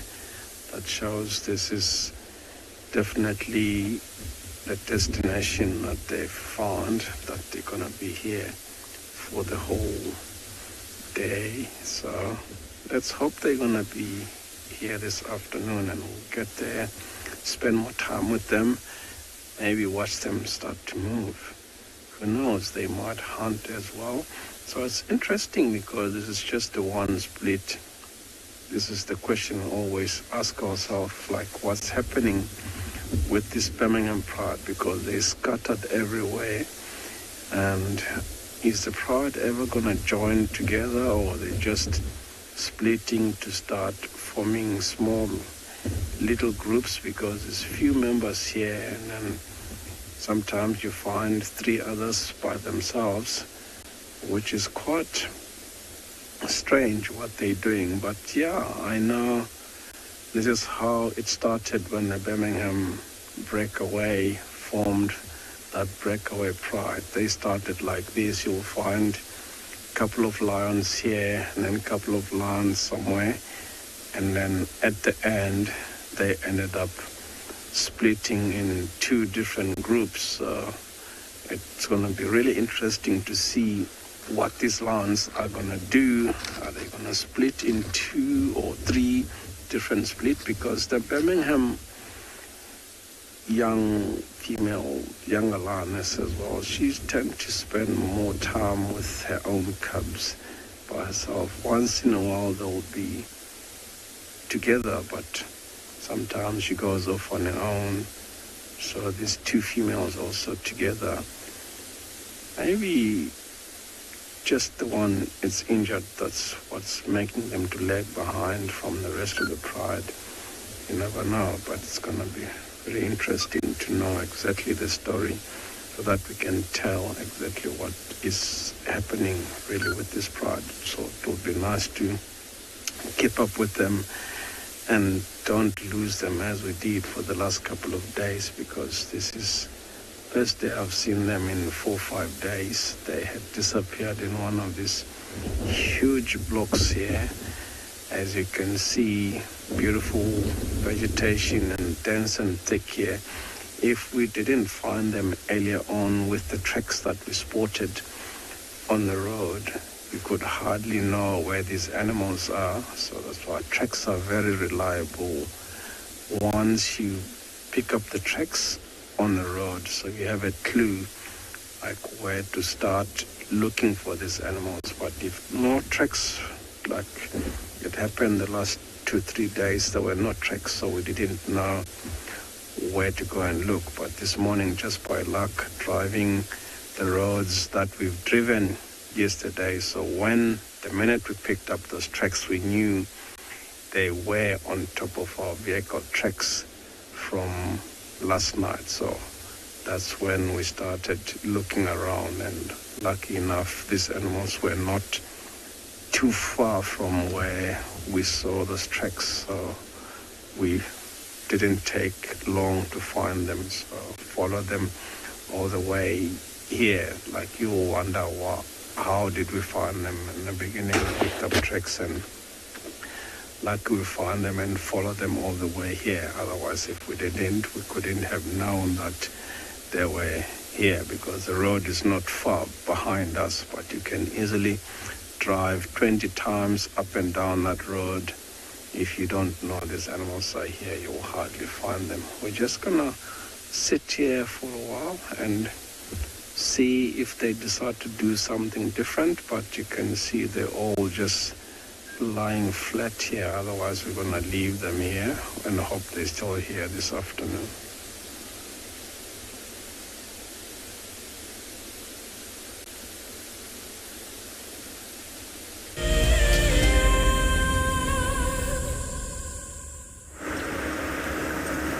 Well, we've made our way to Tswalu Dam, but not too much happening there. No signs for Shasha, and also not sure if the guys followed up there this morning. Unfortunately, the radio comms are not great, so can't really hear what they're saying. We went around room 11, which is apparently the last position where Jonty had him going into, and I don't know what it is about that room, but leopards just love it. Had, I think, Thandi, Tingana, Shasha going in there yesterday. I'm sure Kuchava at some stage has been there. I know Hosanna has been there. Perhaps it's Chitwa's coziest room. Maybe they should rename it the Ingwe room instead of room 11. Would have more of a ring to it. I'm sure it would come highly requested. But we're in Gauri May now. I'm not sure where we're going to go from here. Just waiting for any signs of any animals that might be around in this area. There was a second pack of wild dogs running around Triple M South, so maybe we're going to head in that general direction, see if perhaps the dogs come back up. It's not the same pack apparently that was in Simambili, so who knows, maybe we'll get lucky with some of them. It would be nice to have some wild dogs after a long absence. They're pretty cool animals to spend time with because they're fairly active. They tend to run around, but they're difficult to track because of their erratic movements, and once they start hunting they just can go all over the place, all of them in different directions, and then they regroup and find themselves fun. Not so much though when they go to some very thick vegetation, then it becomes complicated if you've got a vehicle. But we'll check around Twindam, see what's happening there, and then if not, I think we're gonna carry on making our way westwards, see if we can come across anything there.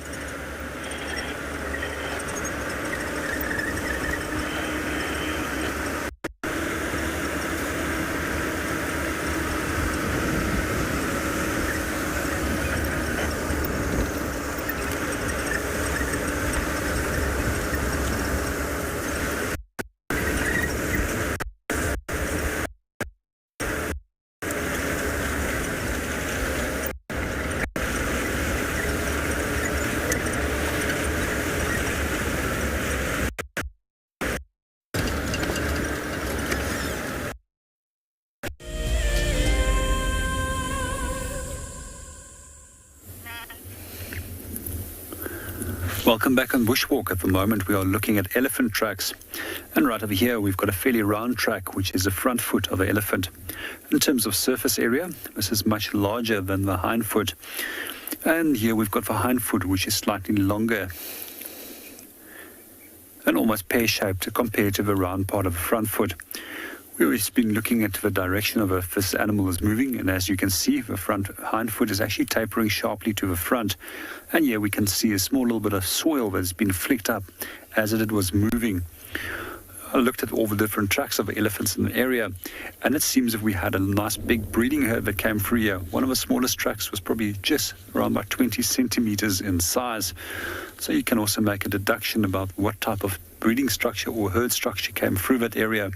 So if there's a lot of variation in terms of different sizes of tracks, it generally indicates that it's a breeding herd.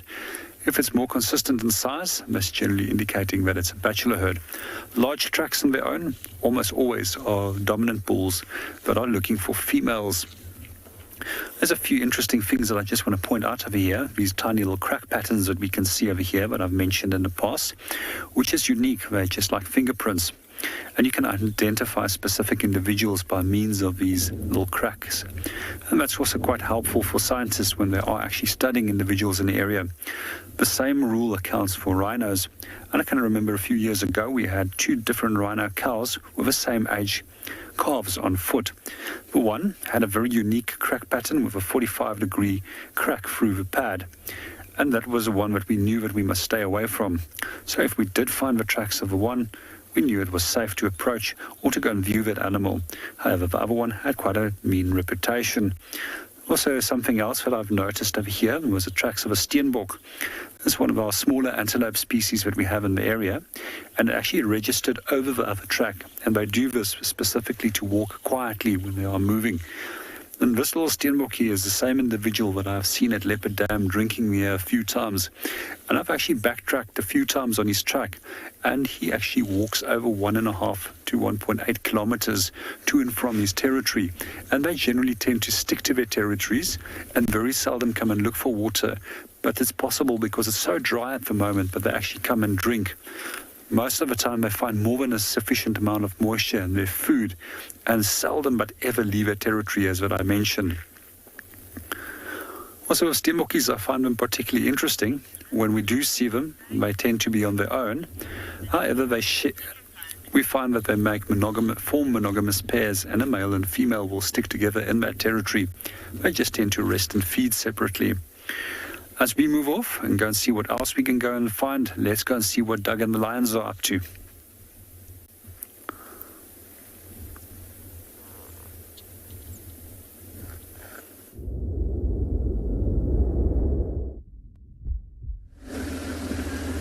Yeah, we just left those lions.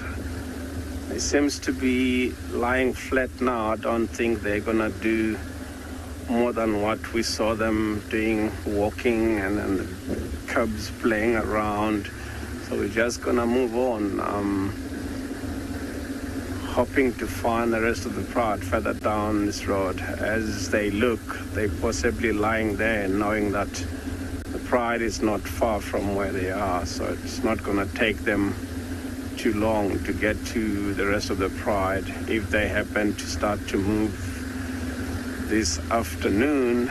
And yeah, what a morning finding those lions after looking for them for the last couple of days, and they were nowhere to be found, and this morning paid out. And yeah, unfortunately it was not the whole pride together, but that was also really nice to see them, more especially being so active, caught up with them at the right time of the morning while they were busy moving and playing around. So yeah, I'm hoping to find the rest of the pride down this road, and maybe, yeah, let's see if we can find maybe a leopard to top up on that, because yeah, also haven't seen a leopard for quite some times.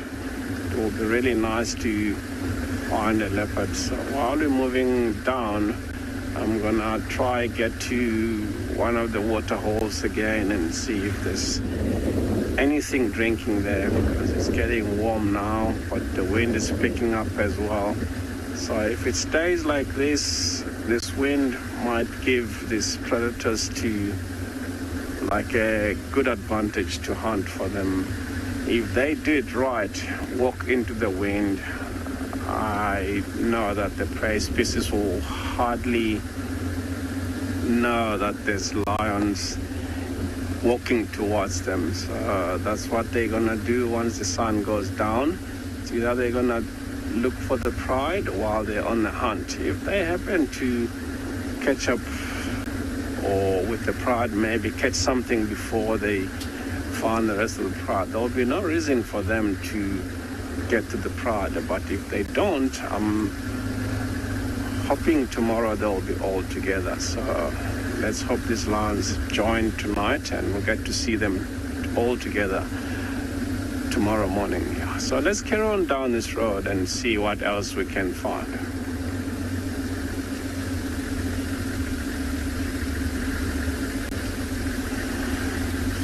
Yeah, from the day they're born, they'll be away from the pride for about 6 to 8 weeks, but she'll join up with the pride, Jessica, every now and then, hunt together and get something to eat and go back and feed the cubs until they start eating meat, like 6-8 weeks. That's when she'll bring them to introduce them to the pride.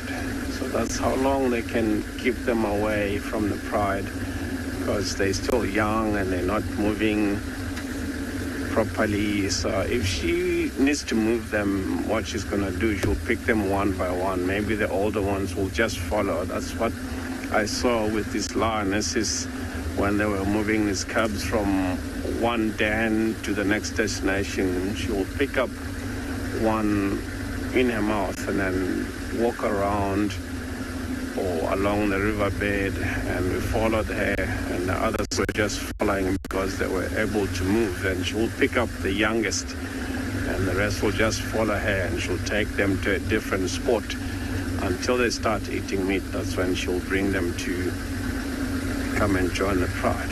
Yeah, so let's carry on down this road and see what else we can find.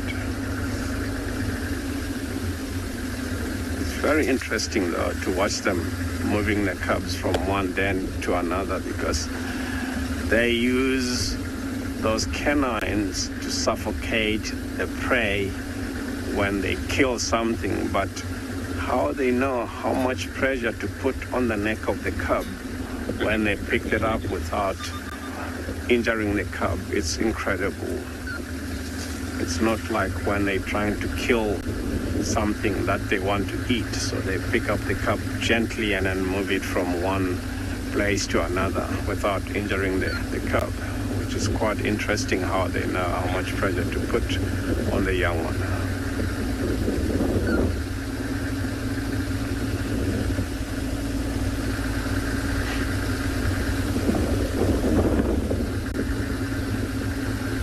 Beautiful area this.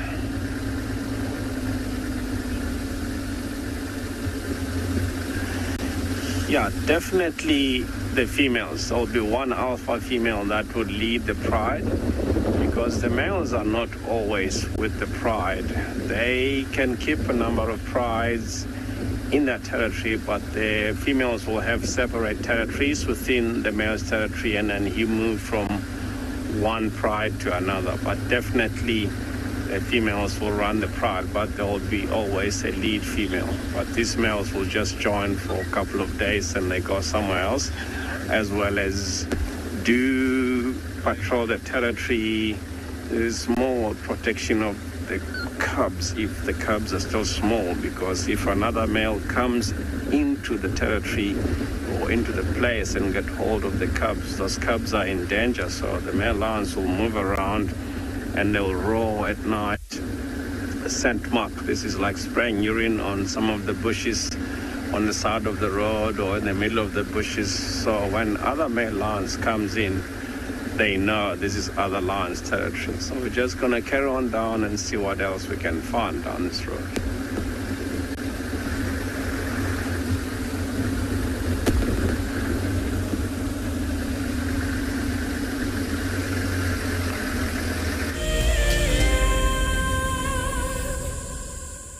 The Masai Mara in Kenya is an iconic wilderness filled with life.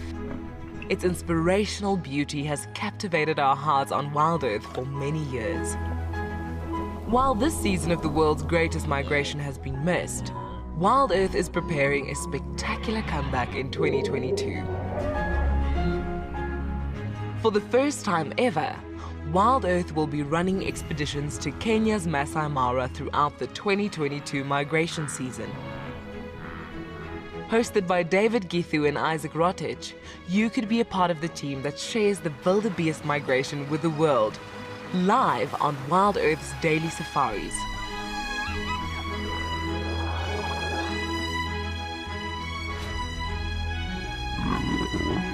If you're interested, then head over to our website to find out more.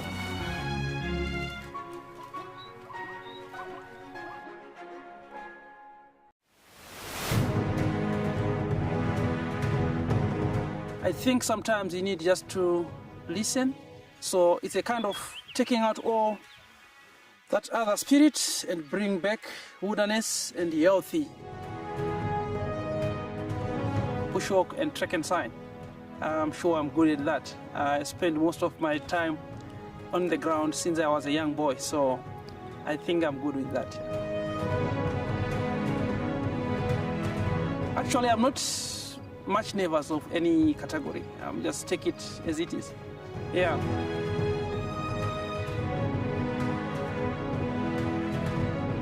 I'm not 100% sure on what the judges are looking at. So chances are 50-50 on my side. I'm not... Obviously, when you go for a competition, you say you win.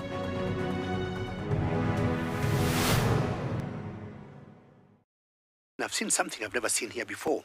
Look at these cubs. One is crossing the river. It's being washed away, unfortunately, but I'm sure the mother is going to save her. Look at that. How beautiful. Look at that. One crossing, 2 to go.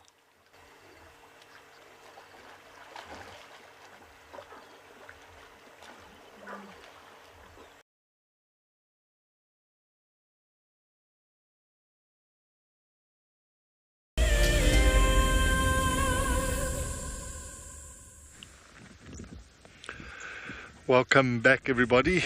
Look at this. There's a big group of buffalo drinking at Djuma Dam.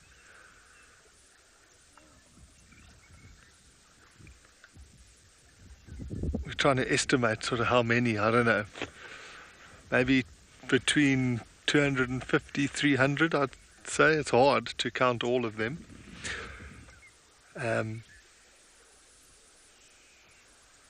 So these are the ones that I was saying earlier.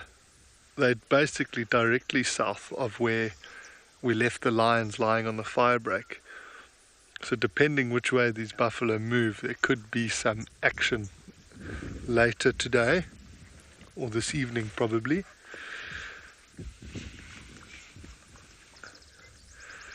Since we've had a heck of a morning. We did go check Tavangumi. Unfortunately there was no signal, but he's still there. He's got his impala kill in the tree.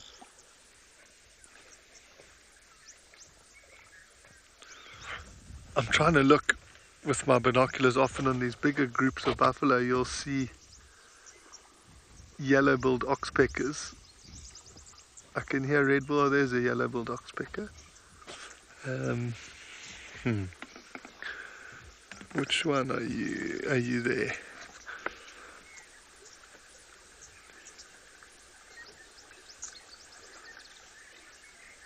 There are a lot of calves with this herd.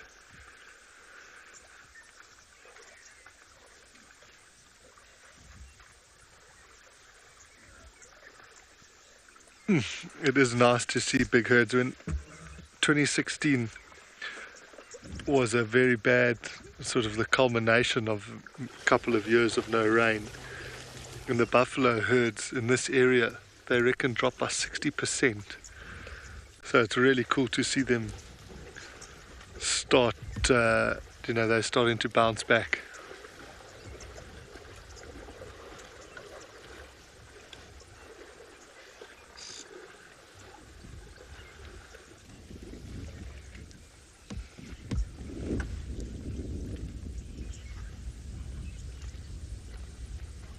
Oh, that's a great question. Morgan, you see, yeah, if you zoom in there, there's two next to each other. Go left a little bit.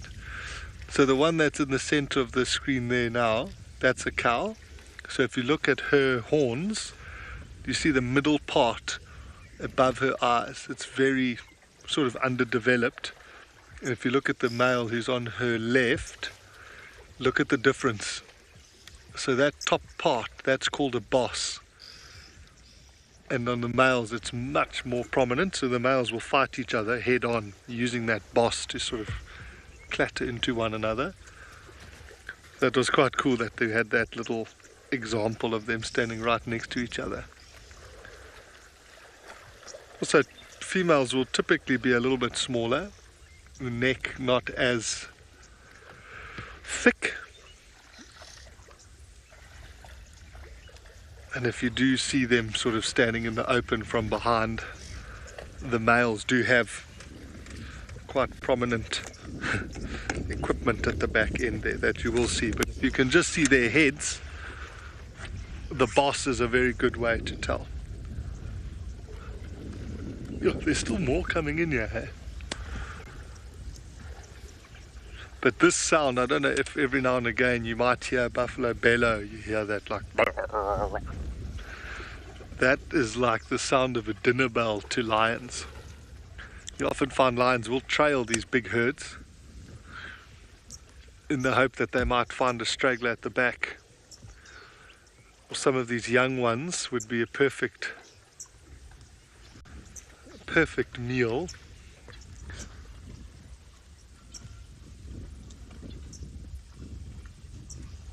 With that pride of lions, there's a lot of young males.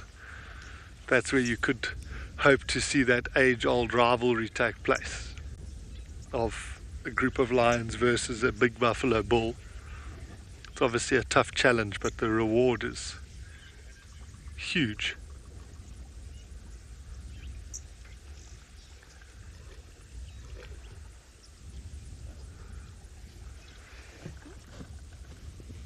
Oh, there's a buffalo there with an injured foot. It's not looking so good. You see this, these two that are just out of the water on the right. Yeah, so pan right slowly. And then those first two that are on the bank, his right front foot looks, I don't know, yeah. I want to see if it walks. It's got a limp. It looks a little bit sore on the back there. You can see it's quite swollen. That would be the type of thing the lions would pick up on. And obviously if this whole herd of buffalo was to run or move, that one would lag behind quite quickly. And that's how sort of nature's way of, you know, the weak, sick, unfortunately the old get taken out. And the fittest, strongest, healthiest ones are the ones that stick around.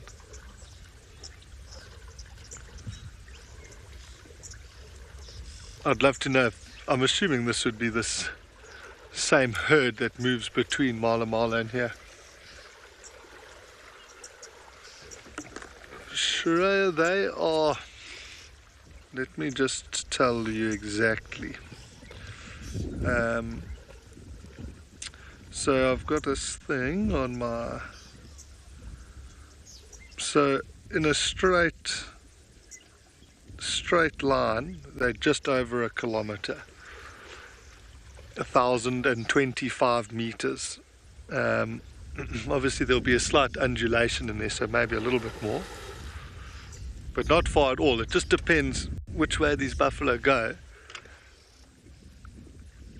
after they drink. Normally they'll drink like this and then they might move off a little bit. They might actually settle down right here. And then move again later in the afternoon.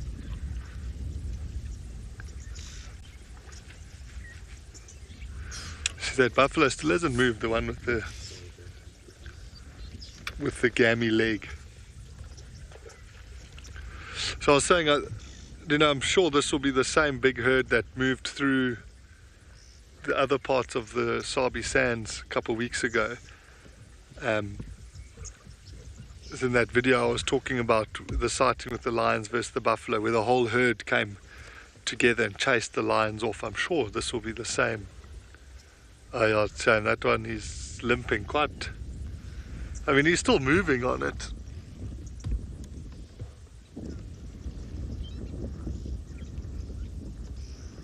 His condition doesn't look great, that must be said.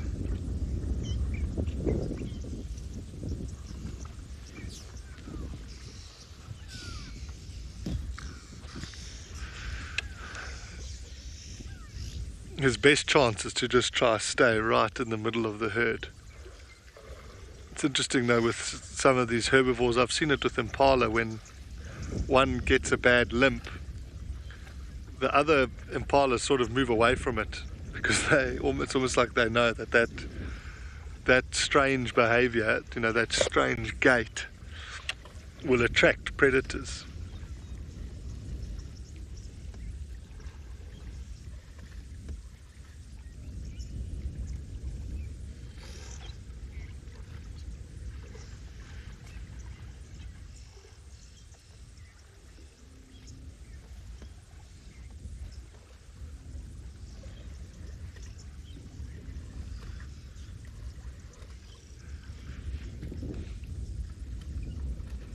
You almost need like a drone to go up to know how many there are here. We're going to stay hanging out here with these buffalo. You're going to go catch up with JP on a bush walk. Yo, that one's got huge horns there.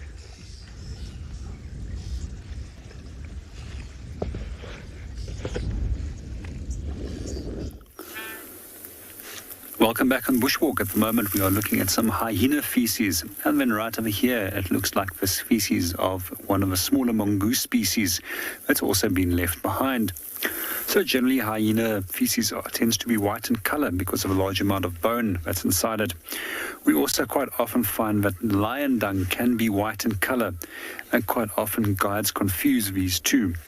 But I personally have noted over the years that lion dung tends to have more hair inside it and is slightly thicker segmented compared to that of hyena. In this area around the dam, I've also noticed a large amount of hyena feces. So I assume that there must be quite a big population of hyena directly around the dam.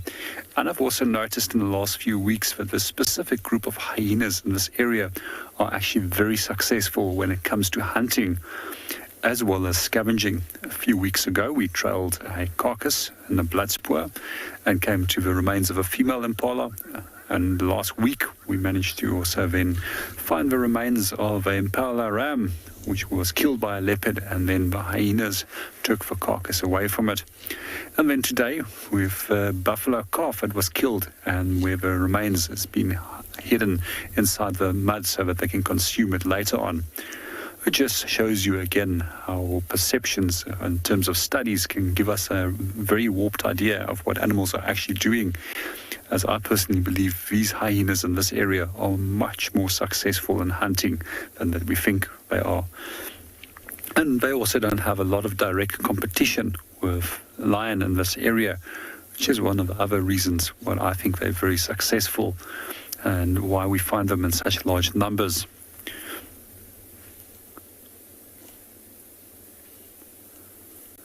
Well, we're going to move on and go and see what else we can go and find.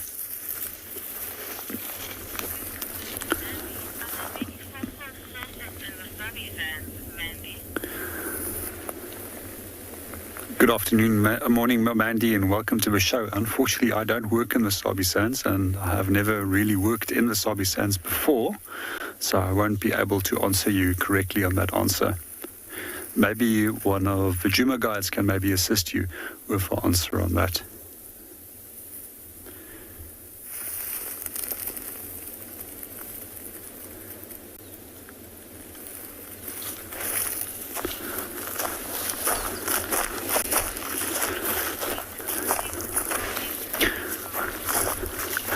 Well, we're going to move off and go and see what else we can go and find. Let's go and see what the buffaloes are up to.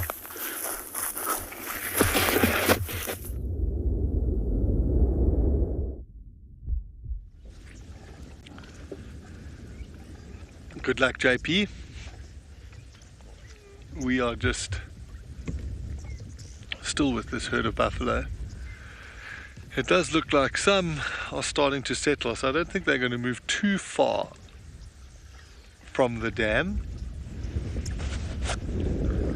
That's often what they'll do. They'll do a lot of sort of grazing early in the morning, then come and drink some water, and you'll find they'll go lie down and ruminate, chew the cud, and then later on in the afternoon they might get mobile again.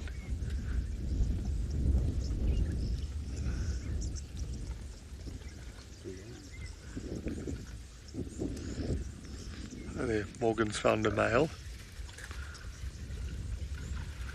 Shame that one. I'm just watching that poor one with the injured hoof.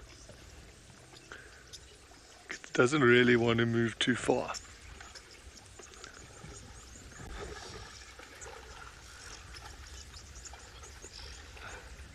It's amazing. You see that one, they're all together, and then if you look on the far side of the dam, there's one old Norman no-mate just cruising off by himself. I wonder if there's a bit of mud there. Maybe he's going to go lie down in the mud. You do find these older bulls Sometimes they'll be joined by younger ones as well, form these groups, little like bachelor groups that often trail these big herds. And those are the ones that all old hunters referred to as dugger boys. Those are the grumpy, cantankerous old bulls. And those are the ones that JP will certainly be on the lookout for while he's walking. They could definitely raise your heart rate a little bit.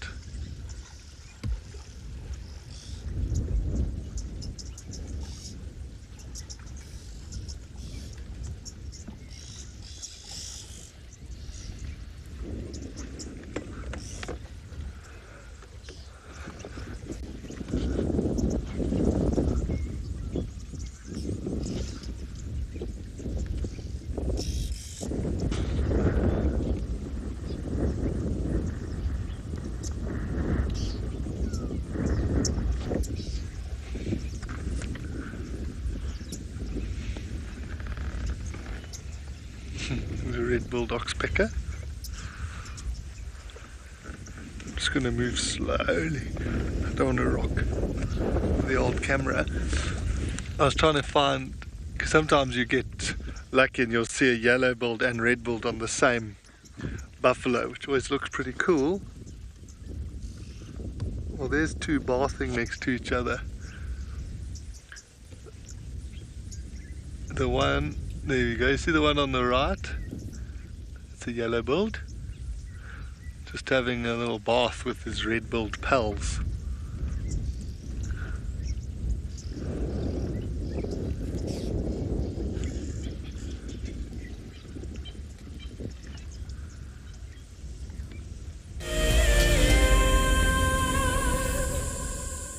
Bushwalk, we just found our first intra-Africa migrant raptor that has returned, and this is a Wahlberg's eagle. It's one of the smallest eagles that we have in Southern Africa, and these birds, they tend to migrate in fairly large flocks when they do come into Southern Africa, and then they disperse into groups, and they set up monogamous pairs which tend to stick around in the same area year after year. Some of the key features which you can use to identify this bird is firstly its small size, and then if you also notice on the head that it makes tiny little crest, which is one of the other features which you can use to identify it. When it's in flight, you can also normally notice that it will have fairly straight wings and a fairly straight tail resembling a cross. It also often does fan its tail, unfortunately, which confuses a lot of guides, and automatically they will go to the conclusion that it's a number of other species. So just to be aware, tails get fanned, they get used to change direction, to slow down, and to perform a number of other functions during flight. So one of the things that I do find quite interesting about Wahlberg's eagles is that they come forth in a wide range of different colors. They can be pale in coloration, they can be brown, light brown, right up to an incredibly dark brown color pattern that we can find. And sometimes they will have both brown and white coloration traits. So with the opposite, when it's incredibly white, we refer to it as leucistic forms, and sometimes we will also have a melanistic form, which is an incredibly dark form. Why they show such a wide range of different color morphs, I'm not 100% sure. But generally, if we find that the coloration pattern of a specific bird where there's a lot of variances in between species, is generally because of a double recessive gene from both parents. Our bird's just flown off, where we can see that fairly straight tail and the fairly straight wings. Quite often we also find that these guys get mobbed by fork-tailed drongos. I hope for him at least he's going to have a peaceful day. And they often come and perch up right close by to them, attack them, hit them on the head, or try and hit them from underneath the belly.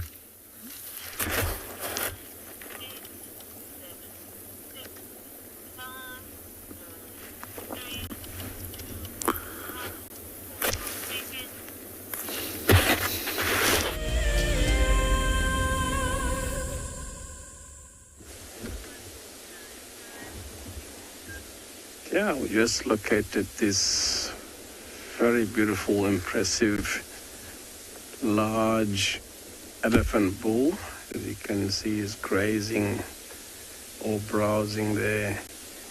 If you look carefully, you might notice there's a green bush, which is a guarri bush there, and then knobthorn, which is the one without leaves. So the very interesting thing is not, you think he might feed on that green one, but he's definitely not. So he's decided he's gonna feed off that knobthorn, the one without leaves. What he's doing there, just breaking some of the branches and strip the bark off. It's just the fact that the guarri bushes, as you can see, he's surrounded by those green ones. You think there will be a lot for him to eat, but definitely not, because those guarri bushes, they sort of evergreen bushes, and those leaves are quite leathery, so he'd rather prefer to break the branches on that knobthorn tree that he's feeding off now and strip the bark, because that will be more nutrients on that than the guarri bushes and this dry grass here. So as you can see, most of the trees have lost their leaves. That's what these animals will do. Walk along, break the branches and feed off the bark of these trees. Every now and then they'll knock over a tree to try and uproot that to get the roots. As you can see, what he's doing there is using his trunk as well as his tusk to try and snap the branch off that knobthorn. There we go. So this is what happens towards the end.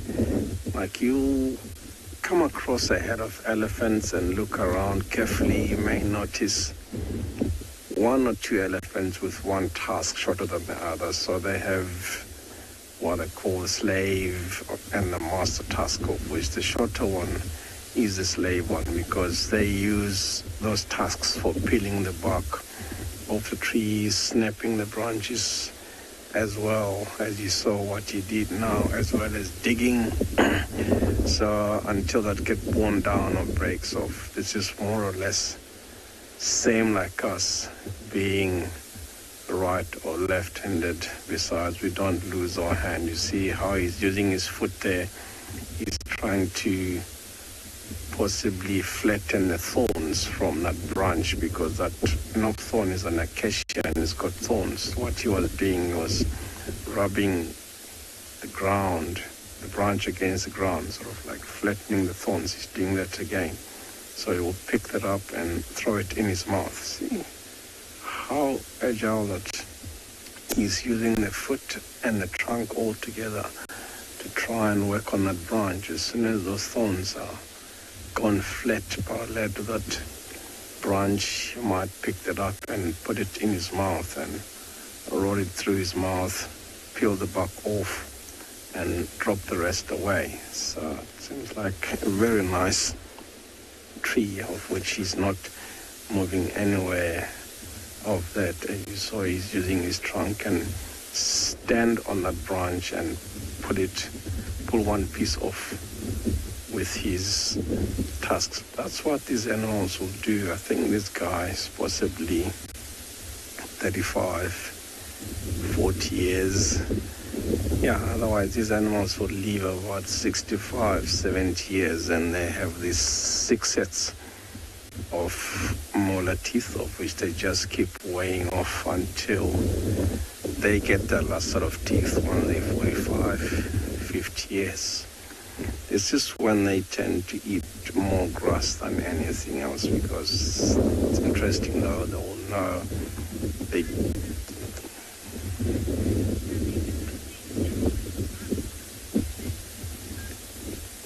Yes, I have.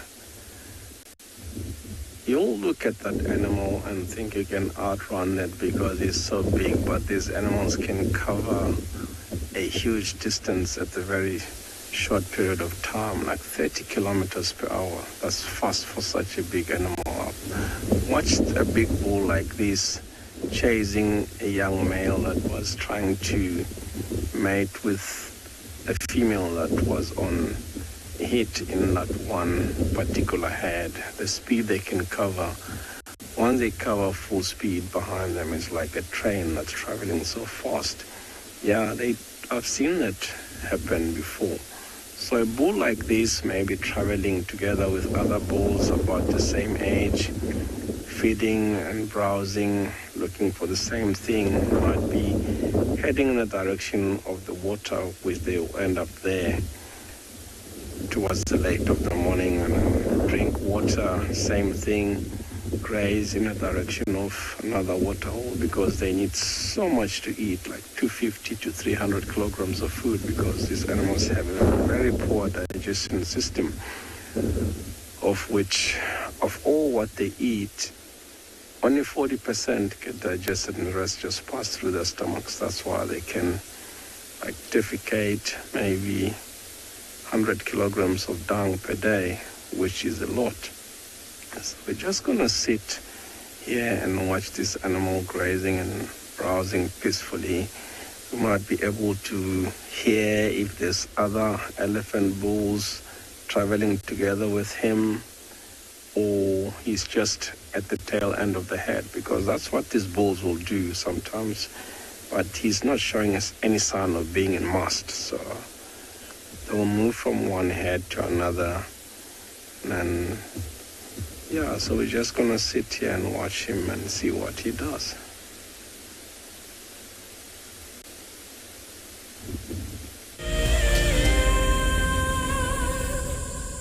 I have a degree in environmental planning and development. My passion is outdoor classrooms. We are not only grooming the environmentalists of tomorrow, but tomorrow's leaders as well. My long-term goal is for the people of South Africa to learn how to live sustainably, to be able to look after themselves and the environment. So I hope that through environmental education, we are able to get that message to the future generation of South Africa, so that they start now and can continue that good practice in the future. Environmental education is critical so that people can live sustainably in the future. That is my long-term goal.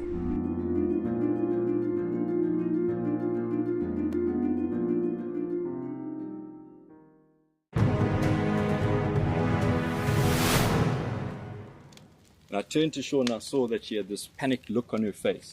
Either she was afraid that something had happened, or she was afraid that she was going to miss out on something. But instead of her missing out on those lions, we drove up next to them and I switched off the car so that she could hear what was going on. Now, these lions had killed a kudu, and she could hear these two cubs, both 8 months old at the time, busy pushing and shoving each other out the way to get to the best parts of the meat. And the mom was lying just to the side in the shade. Now, I'd known that before losing her sight, Sean probably knew what a lion looked like. But I really wanted her to know what this lion looked like. So for the first time in my guiding career, I started to describe to someone what a lion looked like. And I found that, I started to notice things in that lion that I'd never seen before.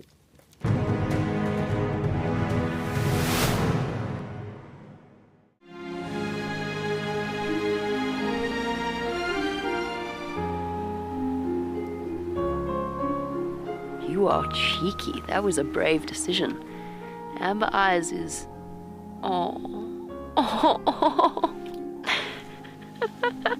That is so magic. That was absolutely wonderful. Amber Eyes just gave that cub an enormous hug. Expect the unexpected here on WildEarth. Day.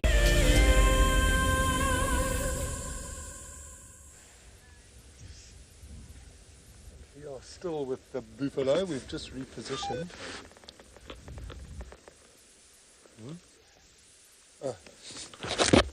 Sorry, I forgot I took my hat off, so you might not have heard me.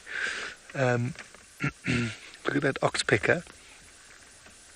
Busy cleaning itself. It's hanging out on the side of that buffalo. It's amazing. We saw that one earlier. You see how the buffalo just tensing its skin there. The oxpeckers do have fairly sharp little claws, and when they're hanging on the side like that, I don't know how great it does feel.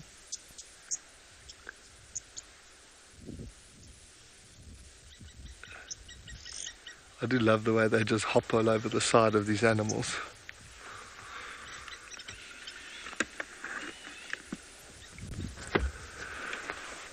So it does look like the herd is settling down right here just north of the dam. And they're just doing a bit of ruminating, re-chewing the grass that they ate earlier. And they'll often actually just settle for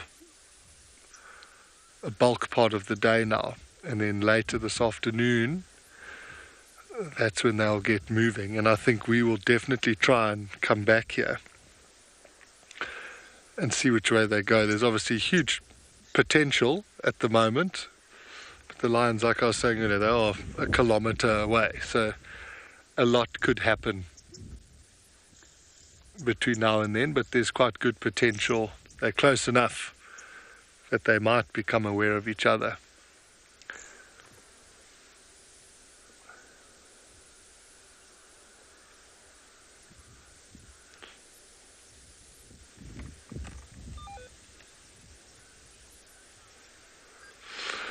Clara,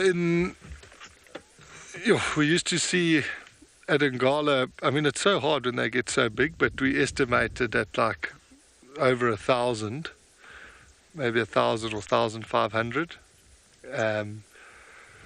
In Botswana, I've seen what we estimated was over 2,000 buffalo. It was just like a sea of black.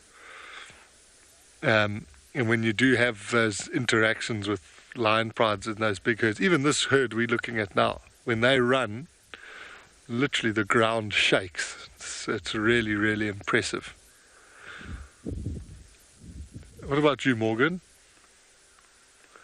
Never managed to count all of them. Morgan is unbelievable. He says he's never managed to count all of them, so he doesn't want to give an answer. 111. I think 12.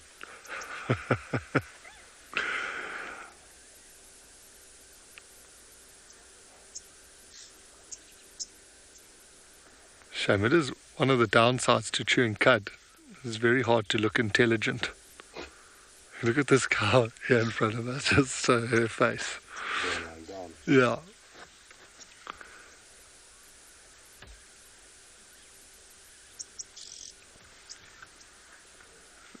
If you could put a voiceover to that, what would you put? This toffee's delicious. They're doing some synchronized chewing over there.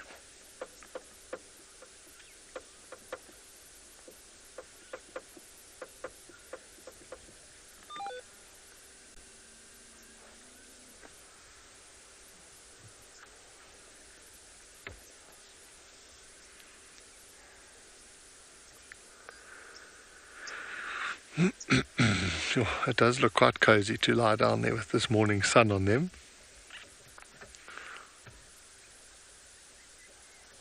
But we are going to be leaving them shortly to go get some breakfast.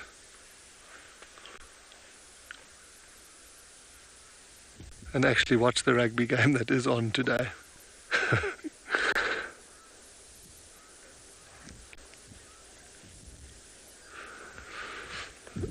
But thank you very much for joining us at our various locations this morning. We've all loved having you on board, all your questions and comments. Please join us this afternoon where hopefully we'll pick up the story with these buffalo and lions. We'll see you then.